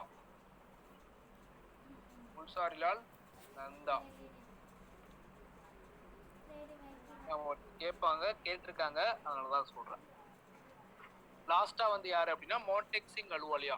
2014 வரைக்கும் அவர்தான் மோன்டெக் சிங் அலுவாலியா. சரி, அடுத்து ஹிந்து வளர்ச்சி விகிதம். அதாவது என்ன ஆகுது அப்படின்னு கேட்டீங்கன்னா, ஒரு 1952ல இருந்து 1990 வரைக்கும் ஜிடிபி வந்து ஆவரேஜா 3.5%. இது வந்து பாத்தீங்கன்னா 3.5% வளர்ந்துருது. ஸோ இது வந்து பாத்தீங்கன்னா இது வந்து சுத்தமான வளர்ச்சி, ஒரு ஆவரேஜான வளர்ச்சி அப்படின்னு சொல்லிட்டு ஒருத்தர் இதுக்கு இந்த டெவலப்மெண்ட் பேர் வந்து ஹிந்து வளர்ச்சி விகிதம், ஹிந்து டெவலப்மெண்ட் ரேஷியோ அப்படின்னு சொல்றாரு. யார் இது சொன்னது? ஹிந்து வளர்ச்சி விகிதம்.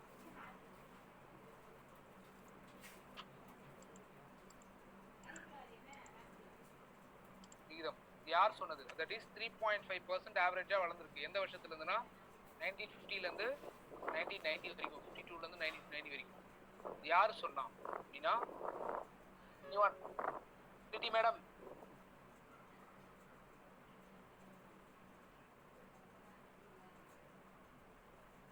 ராஜ் கிருஷ்ணா. என்ன வச்சுக்கோங்க, ராஜ் கிருஷ்ணா இன் 1978ல சொல்லியிருக்காரு. இந்து வளர்ச்சி விகிதம் ராஜ் கிருஷ்ணா சொல்லியிருக்காரு 1978ல. ஏன் இதை சொன்னாரு அப்படின்னா 1952ல இருந்து 1990 வரைக்கும் ஆவரேஜா இந்தியாவோட growth வந்து 3.5% வளர்ந்துருந்தது ஜிடிபியில். ஸோ அது வந்து ஒரு ஆவரேஜான ஒரு வளர்ச்சி. அதுக்கு பேர் தான் ஹிந்து டெவலப்மெண்ட் ரேஷியோ அப்படின்னு சொல்லிட்டு ராஜ் கிருஷ்ணா சொல்றாரு. இதெல்லாம் கொஷின்ஸ்ல இருந்து நான் எடுத்த டாபிக். இந்த டாபிக் மட்டும் கொஞ்சம் கொஞ்சம் பார்த்துக்கோங்க.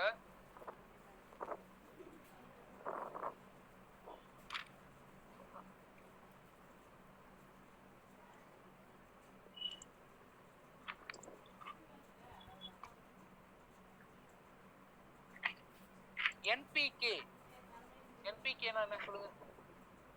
என்பிகே என்பிகே எனிவன் ஒரு இன்டராக்ஷனா சொல்லுங்க. யாராவது சொல்லுங்க. பரவாயில்ல, தப்பா சொல்லணும் பரவாயில்ல. என்ன தோணுதோ சொல்லுங்க.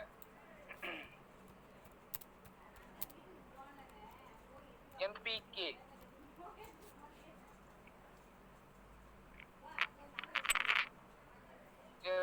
nitrogen, phosphorus, potassium. Good ma'am. Nitrogen, phosphorus, potassium. இது எவ்வளவு ரேஷியோல இருக்கும்? இது எங்க யூஸ் பண்ணுவோம்? ரேஷியோ என்ன? ஃபெர்டிலைசர். NP என்ன? Nitrogen 4 8. No. 4:2:1 ஞாபகம் வச்சுக்கோங்க. இந்த ரேஷியோல தான் இருக்கும். ஓகேங்களா? அதாவது இந்த ரேஷியோ இது எதுக்கு என்பிகேன்றது என்னன்னா உரம். இதுதான் வந்து இந்தியால நம்ம வந்து இந்திய கவர்மெண்ட் பயன்படுத்த சொல்றது. ஓகேங்களா? என்பிகே இது ரேஷியோ பாத்தீங்கன்னா 4:2:1 இதுதான் ஞாபகம் வச்சுக்க வேண்டியது நீங்க. ஓகேங்களா? மொத்தம் இந்தியால எத்தனை % யூரியா நம்ம யூஸ் பண்றோம்? 80% வந்து அக்ரிகல்ச்சருக்கு யூரியா தான் யூஸ் பண்றோம். யூரியா முக்கியமானது இந்த என்பிகே. என்பிகேல நைட்ரஜன் எவ்வளோ, பாஸ்பரஸ் எவ்வளோ, பொட்டாசியம் எவ்வளோ பார்த்துக்கோங்க. ஒரு 100% இருக்கு அப்படின்னா 100ல 40% வந்து நைட்ரஜன் இருக்கும். மீதி 20% வந்து பொட்டாசியம்.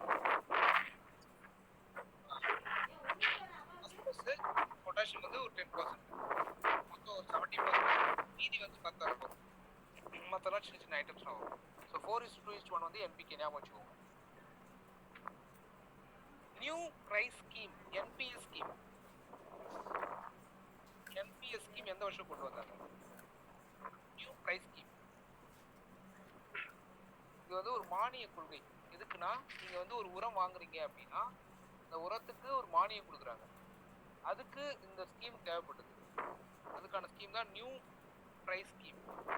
எந்த வருஷம் கொண்டு வந்தாங்க? கொஸ்டின் கேட்டிருக்காங்க. 2010 ஞாபகம் வச்சுக்கோங்க. ஓகேவா? புதிய நிர்ணயிக்கப்பட்ட விலை, ஆதார விலை. வேம்பு பூசப்பட்ட அமோனியா, யூரியா. அமோனியா இல்ல யூரியா. இது வந்து ஜென்ரலா யூரியானா இந்த நைட்ரஜன், பாஸ்பரஸ், பொட்டாசியம் இருக்கும்.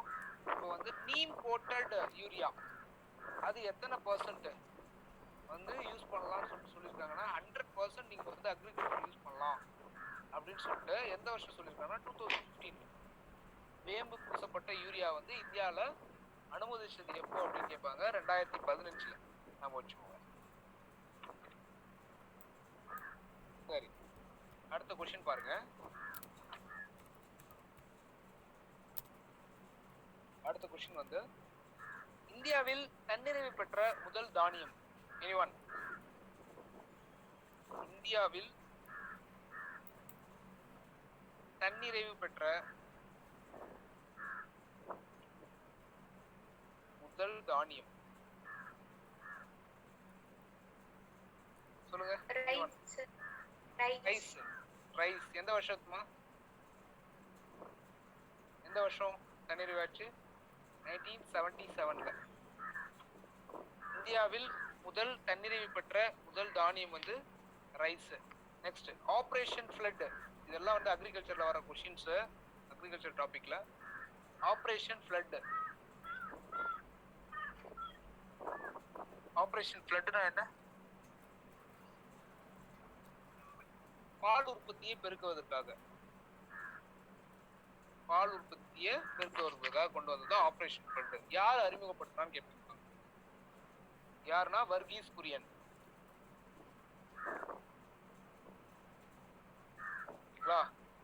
Is the father of milk revolution?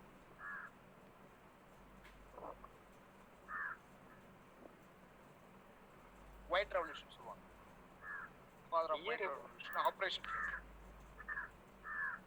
ஓகேங்களா? எந்த வருஷம்? 70s.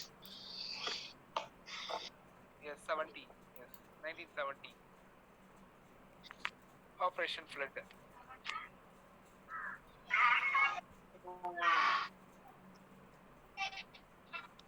அடுத்தது Jan 30, sir. RIDFS Jan 30. ஓகேங்களா? RIDF. Anyone?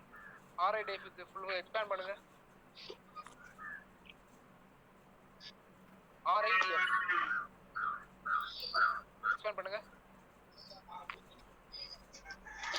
Rural Infrastructure Development Funds. Yes, Rural Integrated Development Fund. எந்த வருஷம் கொண்டு வந்தாங்க? 1995 to 1996. Yes, good. Rural Integrated Development Fund எந்த வருஷம் கொண்டு வந்தாங்க அப்படின்னா 1995ல இருந்து 1996. ஓகேங்களா? சரி, விதைகள் சட்டம் சீட் ஆக்ட் எந்த வருஷம்? 1966. கிரீன் ரெவல்யூஷன் சொல்லுங்க, எந்த வருஷம்? Green revolution 1967.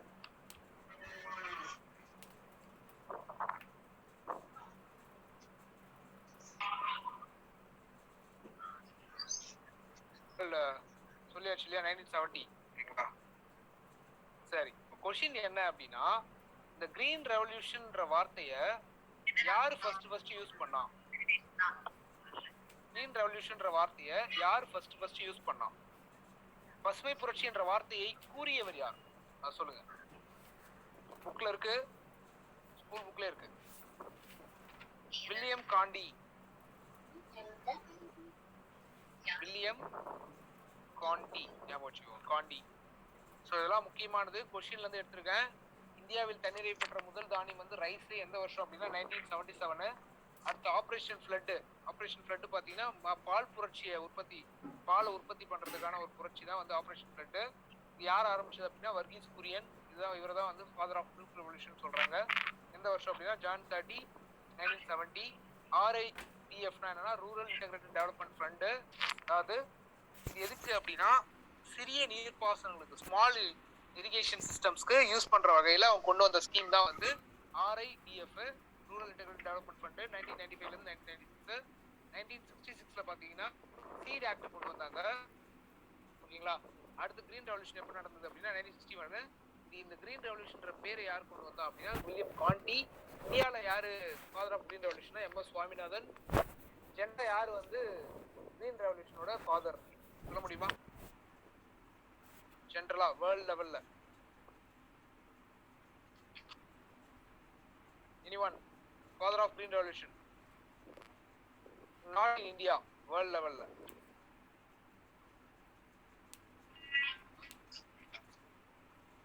Anyone? Norman Borlaug. Norman Borlaug. Well, he is the father of green revolution.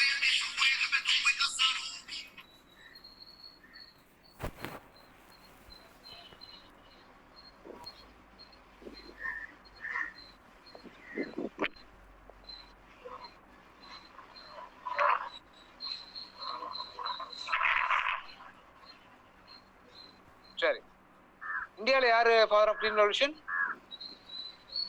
MS Swaminathan. MS Swaminathan. ஓகேங்களா? இதெல்லாம் முக்கியமானது, அதான் சொல்லிட்டு இருக்கேன். சரி, அப்படியே சொல்லுங்க. ஃபர்ஸ்ட் புரட்சி எல்லாம் பார்க்கலாம். anyone அப்படியே சொல்லுங்க. கருமை புரட்சி. கருமை புரட்சி தயாரிப்பு என்ன?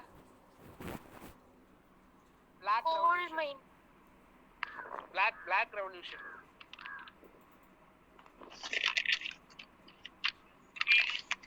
Black Revolution. Petrol. Yes. Petroleum. ஓகேங்களா? Black Revolution வந்து பெட்ரோலியம். நீல புரட்சி. ப்ளூ ரெவல்யூஷன் தயாரிப்பு என்ன? ஃபிஷ் ஃபிஷ் ஓகேங்களா. அதுக்கு யார் வந்து தந்தை, ஃபாதர் ஆஃப் ப்ளூ ரெவல்யூஷன் கேட்டா அருண் கிருஷ்ணன் ஞாபகம் வச்சுக்கோங்க. அருண் கிருஷ்ணன் சி ப்ராடக்ட் தான் அருண் கிருஷ்ணன். அடுத்து அரக்கு புரட்சி grey revolution come on grey revolution சொல்லுங்க.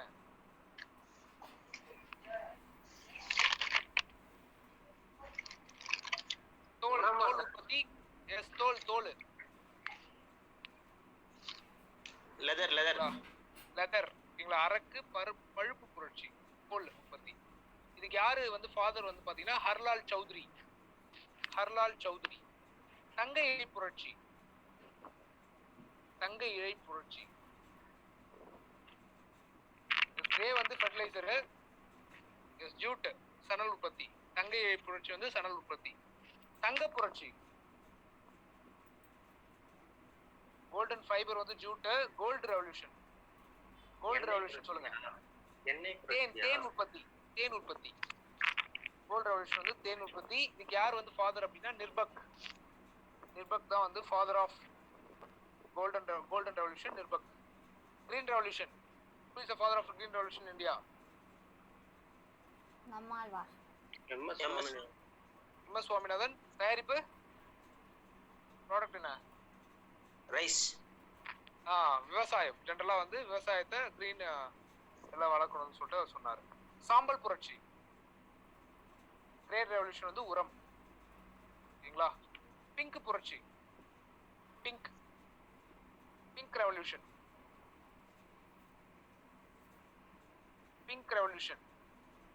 Drugs formality.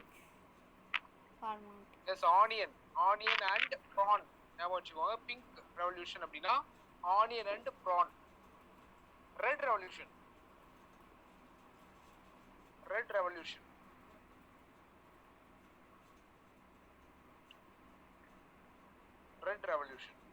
come on.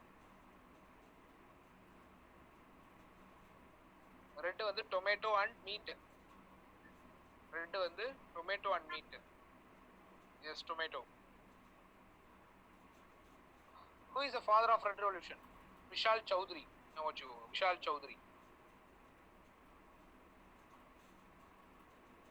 வட்டப்புரட்சி சுற்று வட்டப்புரட்சி அல்ல வட்டப்புரட்சி. சார் இது சும்மா சொல்றீங்களா இல்ல ஸ்கிரீன்ல எழுதுனீங்களா சார்? சொல்றேன் நான் எழுதல, வெறும் சொல்றேன், சொல்லிட்டு தான் இருக்கேன். வட்டப்புரட்சி வந்து உருளை உற்பத்தி. இதை நான் அனுப்பிடுறேன், போட்டோ எடுத்து உங்களுக்கு குரூப்ல அனுப்புறேன் சரிங்களா. வெள்ளி இழை புரட்சி சில்வர் ஃபைபர் ரெவல்யூஷன் காட்டன். வெள்ளி இழை புரட்சி வந்து காட்டன். இதுக்கெல்லாம் வந்து யார் ஃபாதர்னு பாத்துக்கோங்க ஓகேங்களா. ஆபரேஷன் ஃப்ளட் வெண்மை புரட்சி. டெய்ரி ப்ராடக்ட்ஸ் வர்கீஸ் குரியன் ஓகேங்களா. மஞ்சள் புரட்சி எண்ணெய் வித்துக்கள் ஓகேங்களா. பசுமை மாறா புரட்சி சுற்றுச்சூழல் பாதிக்காமல் இருப்பதற்காக உற்பத்தி அதிகரிக்கிறது ஓகேங்களா. புரோட்டீன் புரட்சி யாரு இது சொல்லுங்க, இதுதான் கேட்கலாம் இந்த வாட்டி. புரோட்டீன் புரட்சி protein revolution. Who is the father of protein revolution? இதான் question. Father of protein revolution.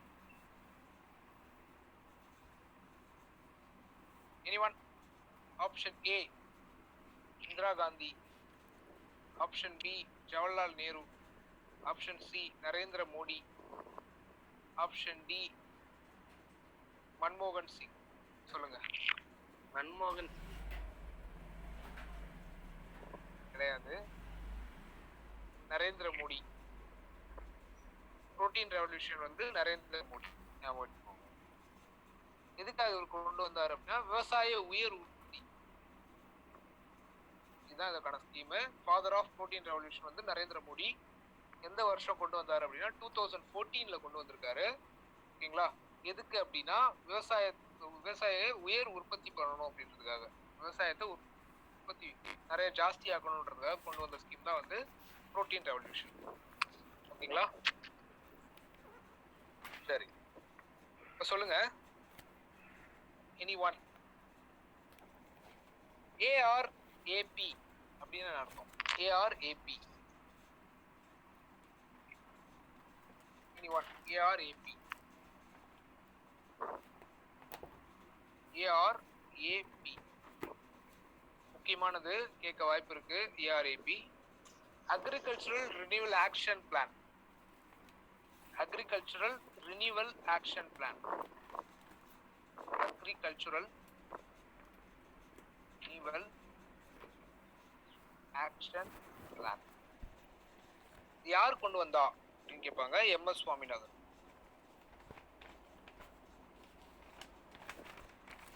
எந்த வருஷம் கொண்டு வந்தாரு? 2004ல. ஓகேங்களா? இது என்ன பண்ணுது இந்த பிளான் அப்படின்னா, சாயிலோட ஃபர்டிலிட்டி இன்க்ரீஸ் பண்றது, மண் வளத்தை அதிகரிக்கிறது, அப்புறம் வந்து இரிகேஷன் மெத்தட மாத்துறது, அப்புறம் வந்து காப்பீடு வசதி, இன்சூரன்ஸ் ஸ்கீம் கொண்டு வர்றது. இதெல்லாம் வந்து இந்த அக்ரிகல்ச்சரல் ரினியூவல் ஆக்ஷன் பிளான் கொண்டு வருது. ஓகேங்களா? சரி, இந்த இன்சூரன்ஸ் ஸ்கீம்னு தான் ஒரு ஞாபகம் வருது. முக்கியமா கொஸ்டின்ல கேட்டிருக்காங்க. ஈவன் குரூப் 1ல கூட வந்திருக்கு. KCC. anyone?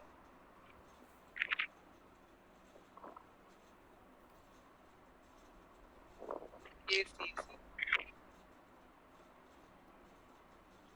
Yes, Kisan credit card. எந்த வருஷம் ma'am? 1998 sir. Yes, 1998 Kisan credit card. எந்த பேங்க் கூட அது ஜாயின் பண்ணி பண்ணாங்க? Indian Bank. Indian bank plus Indian பேங்க்கும் இன்னொரு பேங்க்கும் NABARD. National Bank sir. NABARD.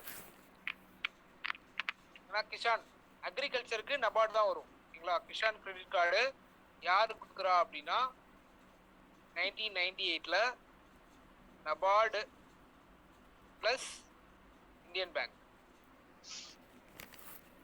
ரெண்டு பேங்க் சேர்ந்து தான் கொடுக்குறாங்க. ஓகேங்களா? நபார்டு வந்து இவங்களுக்கு பணம் கொடுத்துருவாங்க. ஓகேங்களா? நார்மலா இருக்கக்கூடிய விவசாயி வந்து இந்தியன் பேங்க் போய் இந்த கார்டை வாங்கிக்கணும். ஏன்னா இவங்க கிட்ட டைரக்டா இவங்க போக முடியாது, கன்சியூமர் டைரக்டா போக முடியாது நபார்டு கிட்ட.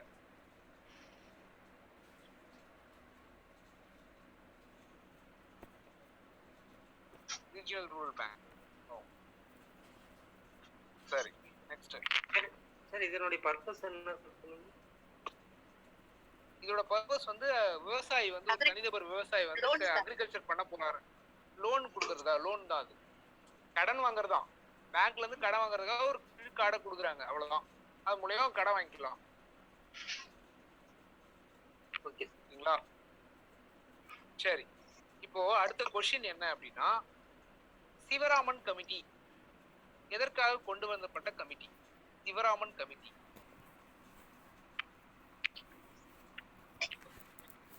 சிவராமன் கமிட்டி. சிவராமன் கமிட்டி எதுக்காக கொண்டு வரப்பட்டது அப்படின்னு கொஸ்டின் கேட்டிருக்காங்க. இந்த கமிட்டி எதுக்காக அப்படின்னா, நபார்டுன்னு ஒரு வங்கியை தொடங்கணும் அப்படின்னு சொல்றாங்க. நபார்டுனா என்ன அப்படின்னு கேட்டீங்கன்னா, national bank for agricultural and rural development. National bank for agriculture and rural development.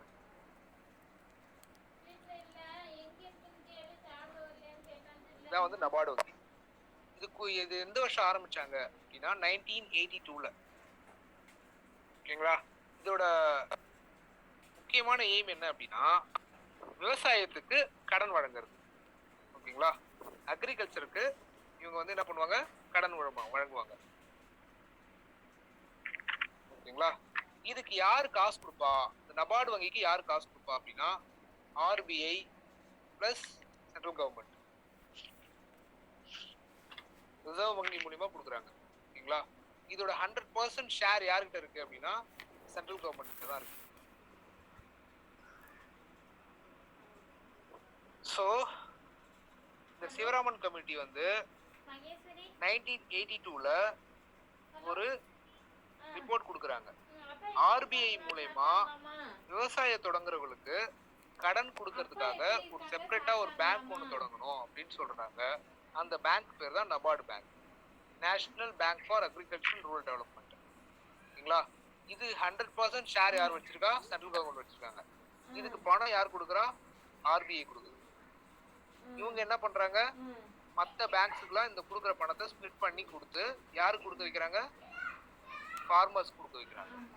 Farmer என்ன பண்றாங்க? இந்த பணத்தை யூஸ் பண்ணி அக்ரிகல்ச்சர் பண்ணி வர்றத மீண்டும் மறுபடியும் கட்டுறாங்க. சிவராமன் கமிட்டி ஞாபகம் வச்சுக்கோங்க.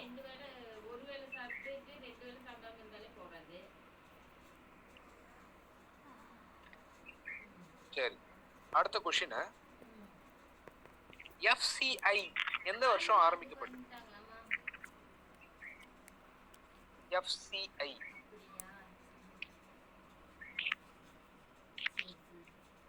FCI னா என்ன சொல்லுங்க? கார்ப்பரேஷன் சார் வரும். Food corporation of India. Yes. எந்த வருஷம் ஆரம்பிச்சாங்க? Food corporation of India. இவங்களோட வேலை என்ன? 1965ல ஆரம்பிக்கிறாங்க. உங்களோட முக்கியமான வேலை என்ன? மக்களுக்கு உணவு வேணும், அந்த உணவுக்கு தானியம் வேணும், அந்த தானியங்களை சேமிக்கிறது, மக்களுக்கு உணவு வழங்குறது, இதுதான் அவங்களோட எய்ம். ஓகேங்களா? அடுத்து ஃபர்ஸ்ட் குளிர்பதன கிடங்கு. குளிர்பதன கிடங்கு எந்த வருஷம் ஆரம்பிச்சாங்க அப்படின்னா 1964ல ஆரம்பிச்சாங்க.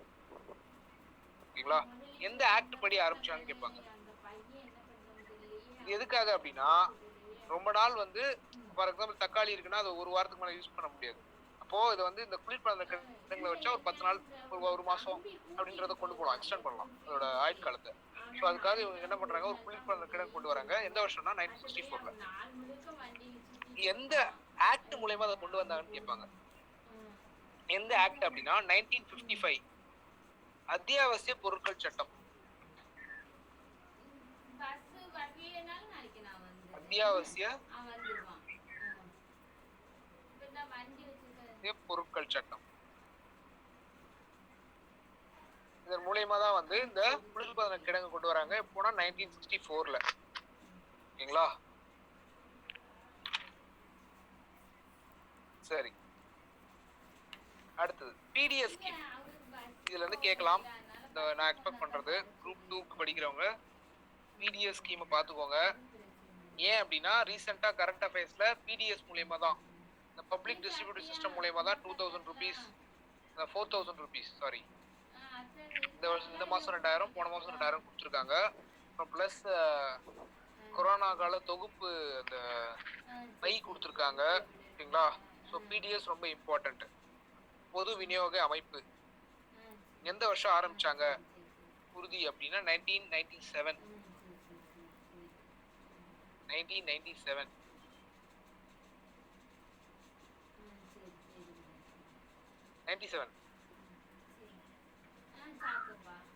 ஸோ இது வந்து பாத்தீங்கன்னா அதாவது பிடிஎஸ்ஸா இப்ப மாற்றப்படுது. அதாவது மலிவு வறுமை கோட்டுக்கே இருக்கவங்க மட்டும் தான் அங்க போகணும்னு சொல்லிட்டு எப்ப ஆரம்பிச்சாங்கன்னா அது 1997ல தான்.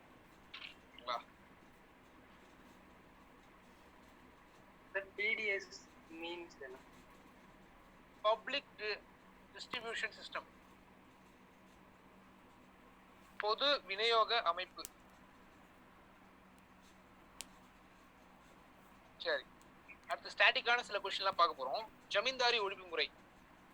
ஜமீன்தாரி ஒழிப்பு முறை தமிழ்நாட்டுல யார் ஒழிச்சா எந்த வருஷம்? ஜமீன்தாரி ஒழிப்பு வினோத் பவான் சொல்லி வரும். அதான் சார். யாருங்க? வினோத் பவா அப்படின்னு இருக்கும். ஃப்ரண்ட்ல ஏதோ ஒரு எழுத்து வரும். வயிறு வலிக்கு. ஜமீன்தார் ஒழிப்பு எந்த வருஷம் அப்படின்னா 1948ல இருந்து 1949 வரைக்கும். தமிழ்நாட்டுல யார் ஒழிச்சா அப்படின்னா குமாரசாமி ராஜா.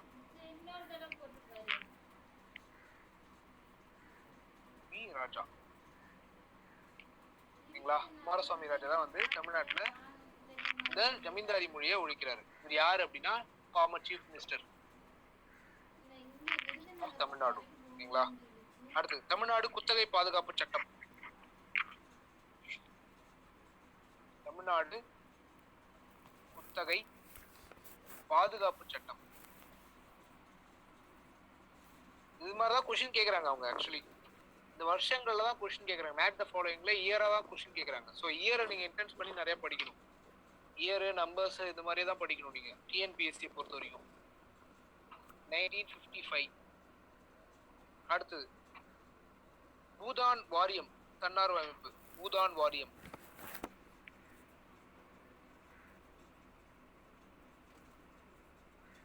இந்த வருஷம் அப்படின்னா 1958. ஓகேங்களா? இதெல்லாம் ரொம்ப முக்கியம், பார்த்துக்கோங்க. சரிங்களா?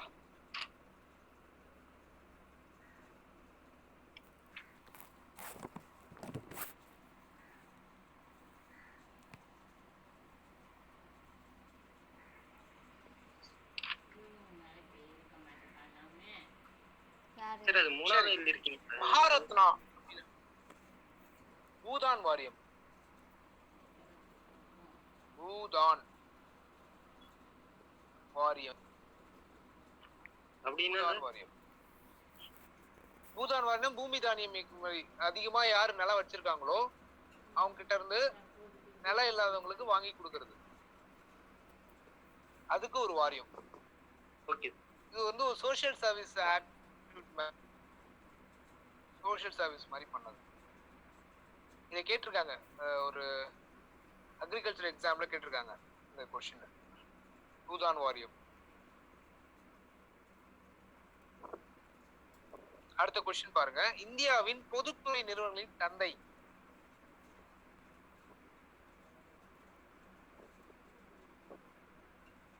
இந்தியாவின்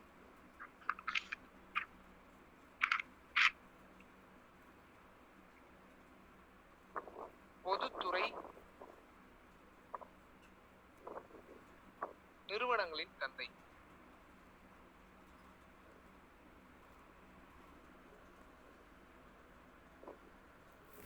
யாரு? இந்தியாவின் பொதுத்துறை நிறுவனங்களின் தந்தை Nehru. No.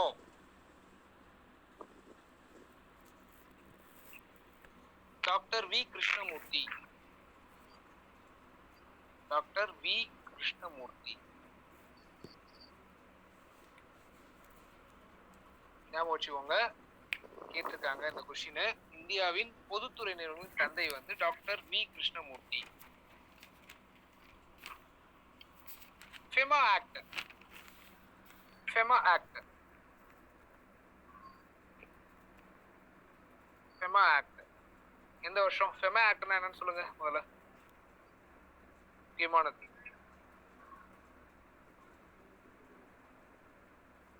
anyone FEMA act?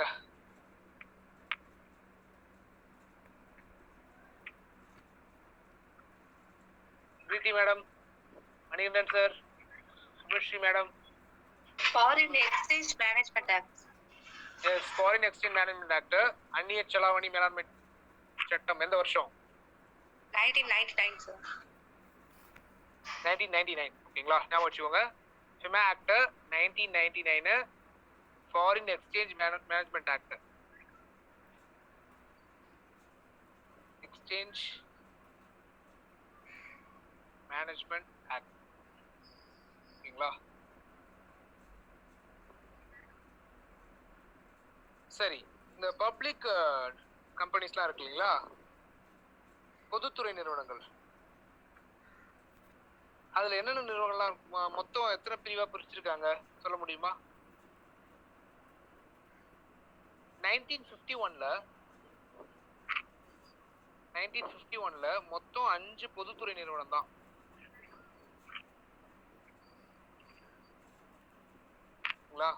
இப்போ எவ்வளவு இருக்கு? 2012ல நியர்லி 225 பொதுத்துறை நிறுவனங்கள் இருக்கு. பொதுத்துறை நிறுவனம்லாம் என்ன அப்படின்னா கவர்மெண்ட் ஃபண்ட் பண்ணி அவங்க பார்த்துப்பாங்க. டைரக்டா கவர்மெண்ட் பார்த்துக்காது, அந்த நிறுவனம் பார்த்துக்கும். இப்போ ஃபார் எக்ஸாம்பிள் தமிழ்நாட்டில் என்எல்சி நெய்வேலி லிக்விட் கார்பரேஷன், அது வந்து ஒரு நிறுவனம். கவர்மெண்ட் தான் ஃபண்ட் பண்ணுது. இந்த கவர்மெண்ட் மூலயமா அது வந்து அவங்க பார்த்துக்கிறாங்க. அதுல இருந்து வருமானத்தை வச்சு அவங்க பார்த்துக்கிறாங்க. ஓகேங்களா? ஸோ இதை வந்து இந்த பொதுத்துறை நிறுவனங்களை வந்து 3ஆ பிரிக்கலாம். ஒன்று மகாரத்னா இருக்கு, அடுத்தது நவரத்னா 14 இருக்கு, தேர்ட் ஒன் மினி ரத்னா 73 இருக்கு. ஞாபகம் வச்சுக்கோங்க, மகாரத்னா, நவரத்னா, மினி ரத்னா. மகாரத்னானா என்ன அர்த்தம் அப்படின்னா இது வந்து பாத்தீங்கன்னா இதோட முதலீடு வந்து 1000 கோடியில இருந்து 5000 கோடி உள்ள இருந்ததுன்னா அது வந்து மகாரத்னா. நவரத்னானா என்ன? 1000 கோடிக்குள்ள இருந்துச்சுன்னா, that is 500 crores to 1000 crores அதோட வருமானம் இருந்துச்சுன்னா, இன்வெஸ்ட்மெண்ட் அண்ட் வரக்கூடிய வருமானத்தை வச்சுதான் அதை பிரிக்கிறாங்க. 1000 crores to 5000 crores தான் மகாரத்னா, 500 crores to 1000 crores தான் நவரத்னா, 500 விட கம்மியா இருந்ததுன்னா மினி ரத்னா. அவ்வளவுதான்.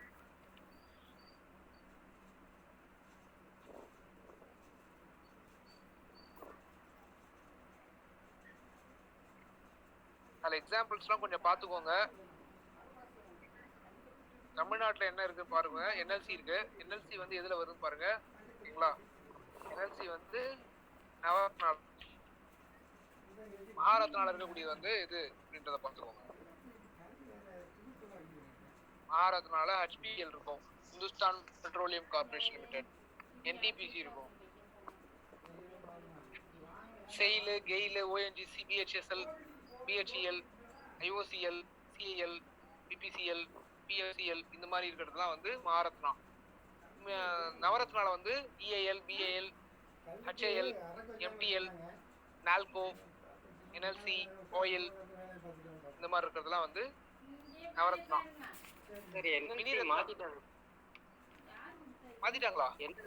என்எல்சி வந்து 2014 மகாரத்னா மாத்திட்டாங்க. அப்படியா? கொஞ்சம் செக் பண்ணுங்க. ஏன்னா நியூ புக்கு இல்ல, நியூ புக்ல அப்டேட் இருந்தது இதுதான். புக்ல தான் क्वेश्चनா கேட்பாங்க.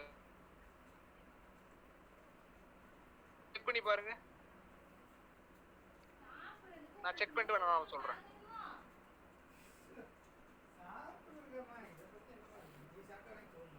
ஸ்கூல் புக் அடிப்படையா வச்சு தான் இந்த டிஎன்பிஎஸ்சி क्वेश्चन இருக்கும். புக்ல என்ன இருக்கோ அதை படிச்சிருக்கேன். நம்ம லைவ்ல என்ன பண்ணலாம், பட் क्वेश्चन எடுக்கிறது வந்து புக்ல தான் எடுப்பாங்க. இப்போ மார்ன புக்ல பாத்தீங்களா? ஆமா ஆமா ஆமா ஆமா, புது புக்ல தான்.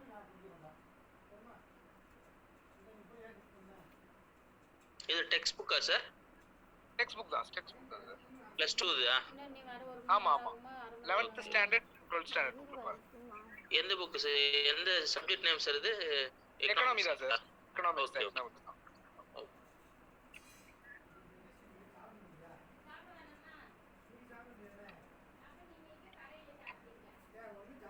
ஆக்சுவலி இது மாதிரி தான் வந்து ஒரு क्वेश्चन வந்து என்னன்னா, இந்தியன் எக்கானமி வந்து ஆல்ரெடி நம்ம வந்து 4th பிளேஸ்க்கு வந்தோம். இல்ல கரண்ட் அஃபேர்ஸ்ல 4th பிளேஸ்க்கு சொல்லியிருந்தாங்க. பட் क्वेश्चन என்ன அப்படின்னா 6வது இடத்துல இருக்கக்கூடிய பொருளாதாரத்துல, ஏன்னா புக்ல வந்து 6th தான் இருக்கு. உலக அளவில் பொருளாதாரம் இந்திய பொருளாதாரம் எத்தனாவது ரேங்க்ல இருக்குன்னு கேக்குறாங்க. 6th ரேங்க்ல தான் இருக்குன்னு சொல்லிட்டு புக்ல இருக்கிறத அப்படியே வச்சிருக்கான். கரண்ட் அஃபேர்ஸ்ல பாத்தீங்கன்னா 4th இடத்துக்கு வந்துருச்சு. ஸோ இப்போ புக்கில் இருக்க கொஷின் தான் வந்து அவன் கொஷினாக கேட்குறான். சரிங்களா? புக்கே நீங்கள் அப்டேட் பண்ணிக்கோங்க. புக்கில் இருக்கிறது என்னவோ அதையும் பார்த்துக்கோங்க. ஒரு வேளை ஆப்ஷனில் இல்லைன்னா, புக்கில் இருக்கிறது இல்லை அப்படின்னா நீங்கள் நெக்ஸ்ட்டு நீங்கள் கரண்ட் அஃபேர்ஸ் ஓரியண்டாக நீங்கள் போயிடலாம்.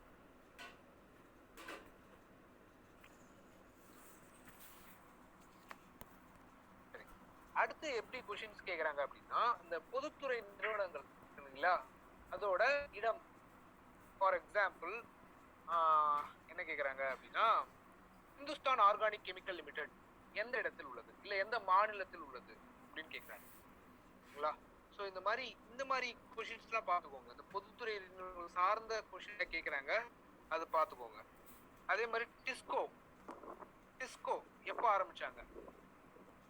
Disco anyone? டாடா இரும்பு எஃகு ஆலை, Tata Iron and Steel Corporation Limited.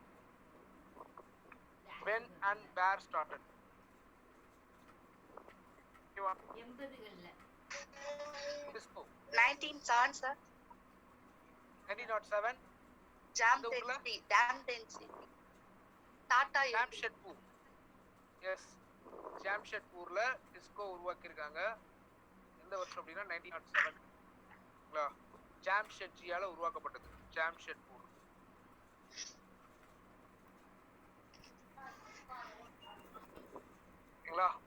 அடுத்தது விஸ்வேஸ்வரையா இரும்பு எஃகு ஆலை. சார் ஒன் செகண்ட் அந்த ஒரு சின்ன இது சார், இந்த மினி ரத்னான்னு சொன்னீங்களா சார்? ஆமா சார். ஒன் டு கம் சொல்லுங்க நேம். லெஸ் தென் 500 மினி ரத்னாக்கு ஒரு உதாரணத்துக்கு ஏதாவது தெரிஞ்ச இருந்தா சொல்லுங்களேன், இல்ல புக்ல பாத்துக்கிறேன். தமிழ்நாட்டுல வந்து தமிழ்நாட்டுல சிபிசிஎல் சொல்லலாம். எது sir? Chennai petroleum limited corporation, CPCL. Okay அது மாதிரி. சரி அது மாதிரி இது வந்து பாத்தீங்கன்னா HPCL ஓட ஒரு மிங்கிளா இருக்கும். இந்துஸ்தான் பெட்ரோலியம் லிமிடெட் வந்து இவங்களுக்கு ஃபண்ட் பண்ணுவாங்க. அது மூலமா இவங்க இன்வெஸ்ட்மென்ட் பண்ணி இவங்க காசு எடுப்பாங்க. ஓகே இது வந்து ஒரு மினி ரத்னம். Okay sir. ஓகே.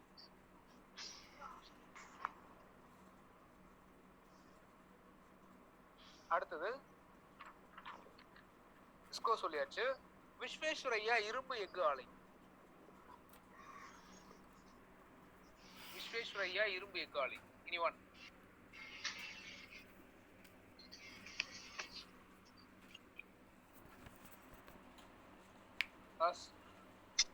எங்க இருக்குன்னா பத்ராவதியில ஆரம்பிச்சிருக்காங்க. எந்த வருஷம்னா 1923ல.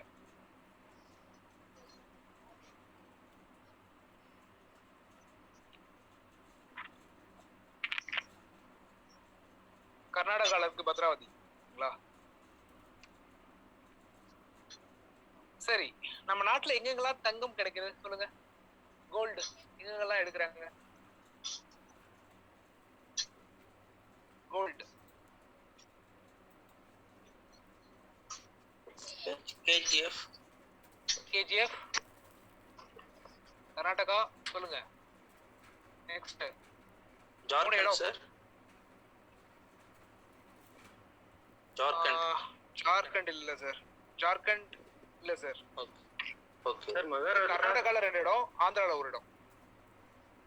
ஓகேங்களா? கர்நாடகால கோலார்ன்ற ஒரு இடம், தட் இஸ் கேஜிஎஃப்.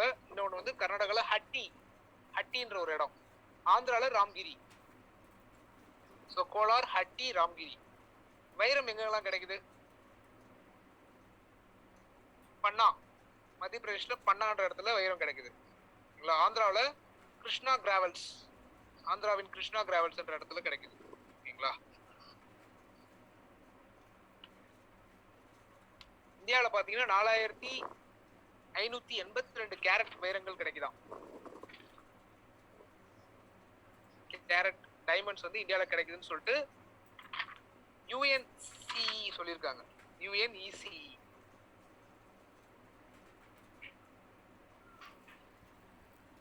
இவங்க வந்து 4582 கேரட் டைமண்ட்ஸ் வந்து எங்க கிடைக்குது அப்படின்னா இந்தியாவில் கிடைக்குதுன்னு சொல்றாங்க. டைமண்ட் கிடைக்கிற இடம் வந்து பன்னா, மத்திய பிரதேஷ், அண்ட் கிருஷ்ணா கிராவல்ஸ் அப்படின்ற இடம் கிருஷ்ணா டிஸ்ட்ரிக்ட்ல இருக்குது, ஆந்திரால.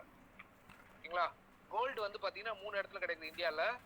எங்கெங்க அப்படின்னா ஹட்டி கோல்டு, கோலாறு, அட்டி அண்ட் ராம்கிரி. அட்டி கோலார். இது ரெண்டும் கர்நாடகா, இது வந்து Andhra. ஹட்டி, HATA ஹட்டி.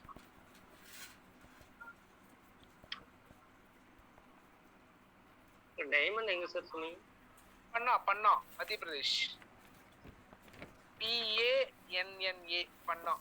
Krishna gravels at Andhra.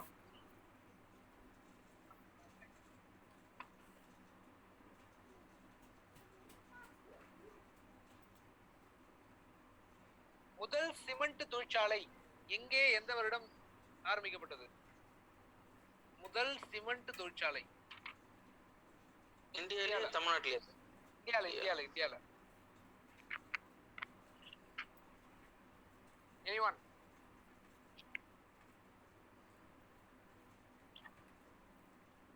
கொஸ்டினே தான், நல்லா பாத்துக்கோங்க. முதல் சிமெண்ட் தொழிற்சாலை எங்க ஆரம்பிக்கப்பட்டதுன்னா அப்படின்னா சென்னையில தான். Rajapalayam. Chennai Chennai Chennai Chennai.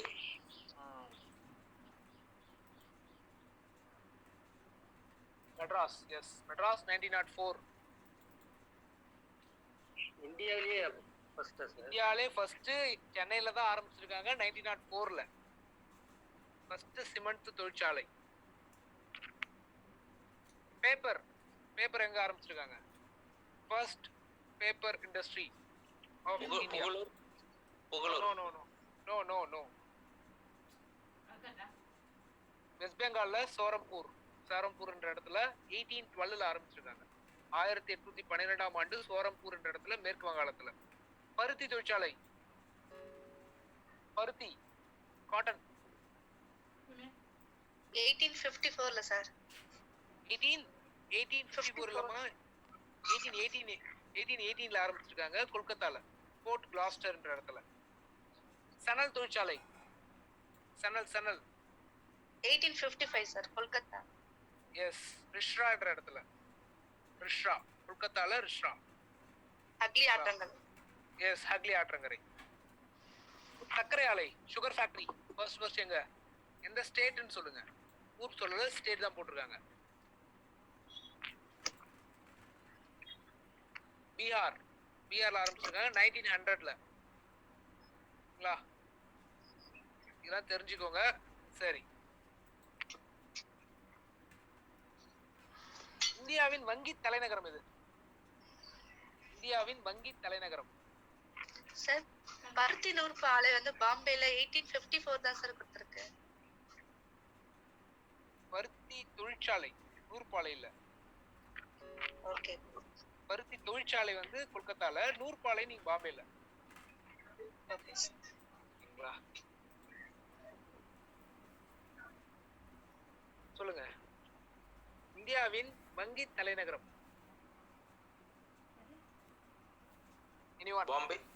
Bombay sir? No.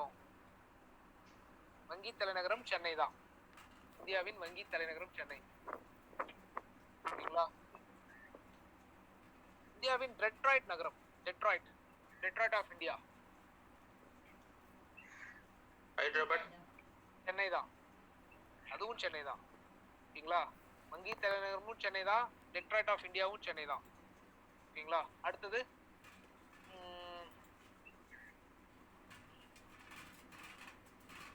South Indian, Manchester of south India. இது கோயம்புத்தூர். ஓகே. தமிழ்நாட்டின் நெசவு தலைநகரம். தமிழ்நாட்டோட கரூர் ஞாபகம் வச்சுக்கோங்க. இந்தியாவின் நூல் கிண்ணம் எந்த ஸ்டேட்? இந்தியாவின் நூல் கிண்ணம்.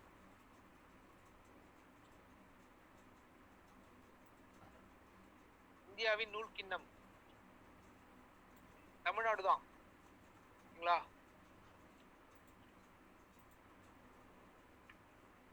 இதெல்லாம் நீங்க 11th புக்கு ஃபுல்லா படிச்சீங்கன்னாவே உங்களுக்கு தெரிஞ்சிரும். நம்ம பார்த்தது அக்ரிகல்ச்சர் அண்ட் மினரல்ஸ் ஓரியன்டட் தான் பார்த்தோம். இதுல இருந்து கொஸ்டின்ஸ் வாய்ப்பு இருக்கு. இது இல்லாம நிறைய இருக்கு, அதுவும் நீங்க பாத்துக்கணும். சரிங்களா? இப்ப நம்ம ஜியோகிராஃபில சொல்லுங்க. ஓகே, ஜியோகிராஃபியை நம்ம டச் பண்ணலாம். ஜியோகிராஃபில பாத்தீங்கன்னா இந்தியன் ஜியோகிராஃபி உங்களுக்கு ஓரளவுக்கு தெரியும். நம்ம சின்ன வயசுல படிச்சிருப்போம். இந்தியால மொத்தம் எத்தனை ஸ்டேட் இருக்கு, இந்தியால மொத்தம் எத்தனை டிஸ்ட்ரிக்ட் இருக்கு, ஓகேங்களா? அடுத்து பார்டர்ஸ் என்னென்ன அதெல்லாம் தெரிஞ்சுப்பீங்க. பட் அதெல்லாம் இன்னமும் நல்லா ஃபுல் ஃப்ளெட்ஜாக தெரிஞ்சுக்கணும். அப்போதான் நம்ம இந்த எக்ஸாமை பொறுத்த வரைக்கும் ஈஸியாக கிளியர் பண்ண முடியும். அதுவும் புக் ஓரியன்டாக நம்ம தெரிஞ்சுக்கணும். ஓகேங்களா? ஜியோகிராஃபியில் நீங்கள் படிக்க வேண்டியது என்னெல்லாம் அப்படின்னு பார்த்தீங்கன்னா, நீங்கள் 10th ஜியோகிராஃபி கண்டிப்பாக படிச்சே ஆகணும். 10th ஜியோகிராஃபி நீங்கள் தொட்டே ஆகணும். 10th ஜியோகிராஃபி தொடரலாம் கஷ்டம். ஓகேங்களா? ஏன் 10th ஜியோகிராஃபி சொல்கிறேன் அப்படின்னா, அதில் ஃபர்ஸ்ட் யூனிட் இருக்கும், இந்தியா, ட்ரைனேஜ், ரிலீஃப், லொகேஷன் அப்படின்னு சொல்லிட்டு. அதுல இருந்து கொஸ்டின்ஸ் கண்டிப்பா வரும். ஓகேங்களா? ஸோ சோர்ஸ் புக் வந்து 10th geography first 10th geo book முடிக்கிறீங்க. 10thல வந்து ஃபர்ஸ்ட் யூனிட் கண்டிப்பா படிச்சே ஆகணும்.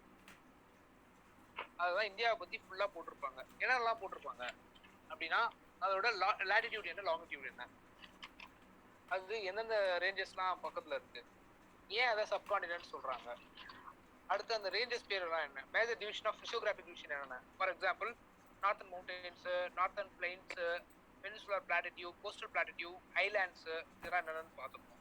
நார்த்தன் மவுண்டன்ஸ்ல என்னெல்லாம் இருக்கு, ஃபார் எக்ஸாம்பிள் டிரான்ஸ் ஹிமாலயாஸ் இருக்கும், ஈஸ்டர்ன் ஹிமாலயாஸ் இருக்கும். ஓகேங்களா? டிரான்ஸ் ஹிமாலயாஸ் எங்க இருந்து இது வரைக்கும் போகுது, அதோட ரேஞ்சஸ் என்ன, அதுல இருக்கக்கூடிய ரேஞ்சஸ்லாம் என்னென்ன இருக்கு. ஃபார் எக்ஸாம்பிள்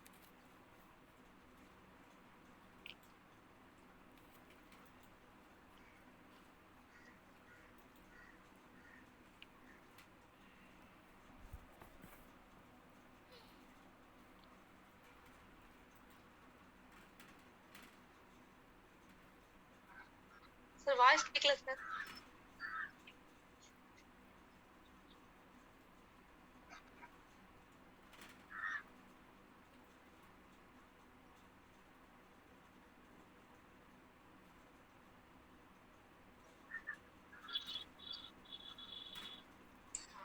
சார் ஹேமசன் சார், உங்க ஆடியோ கேட்கல. ஹலோ ஆடியன்ஸ், லிங்க் கட்டாக இருக்குது, வெயிட் பண்ண கொஞ்சம் வருவாருங்க. Audience, we have a special small talk by Engineer C. Kalana Sundaram.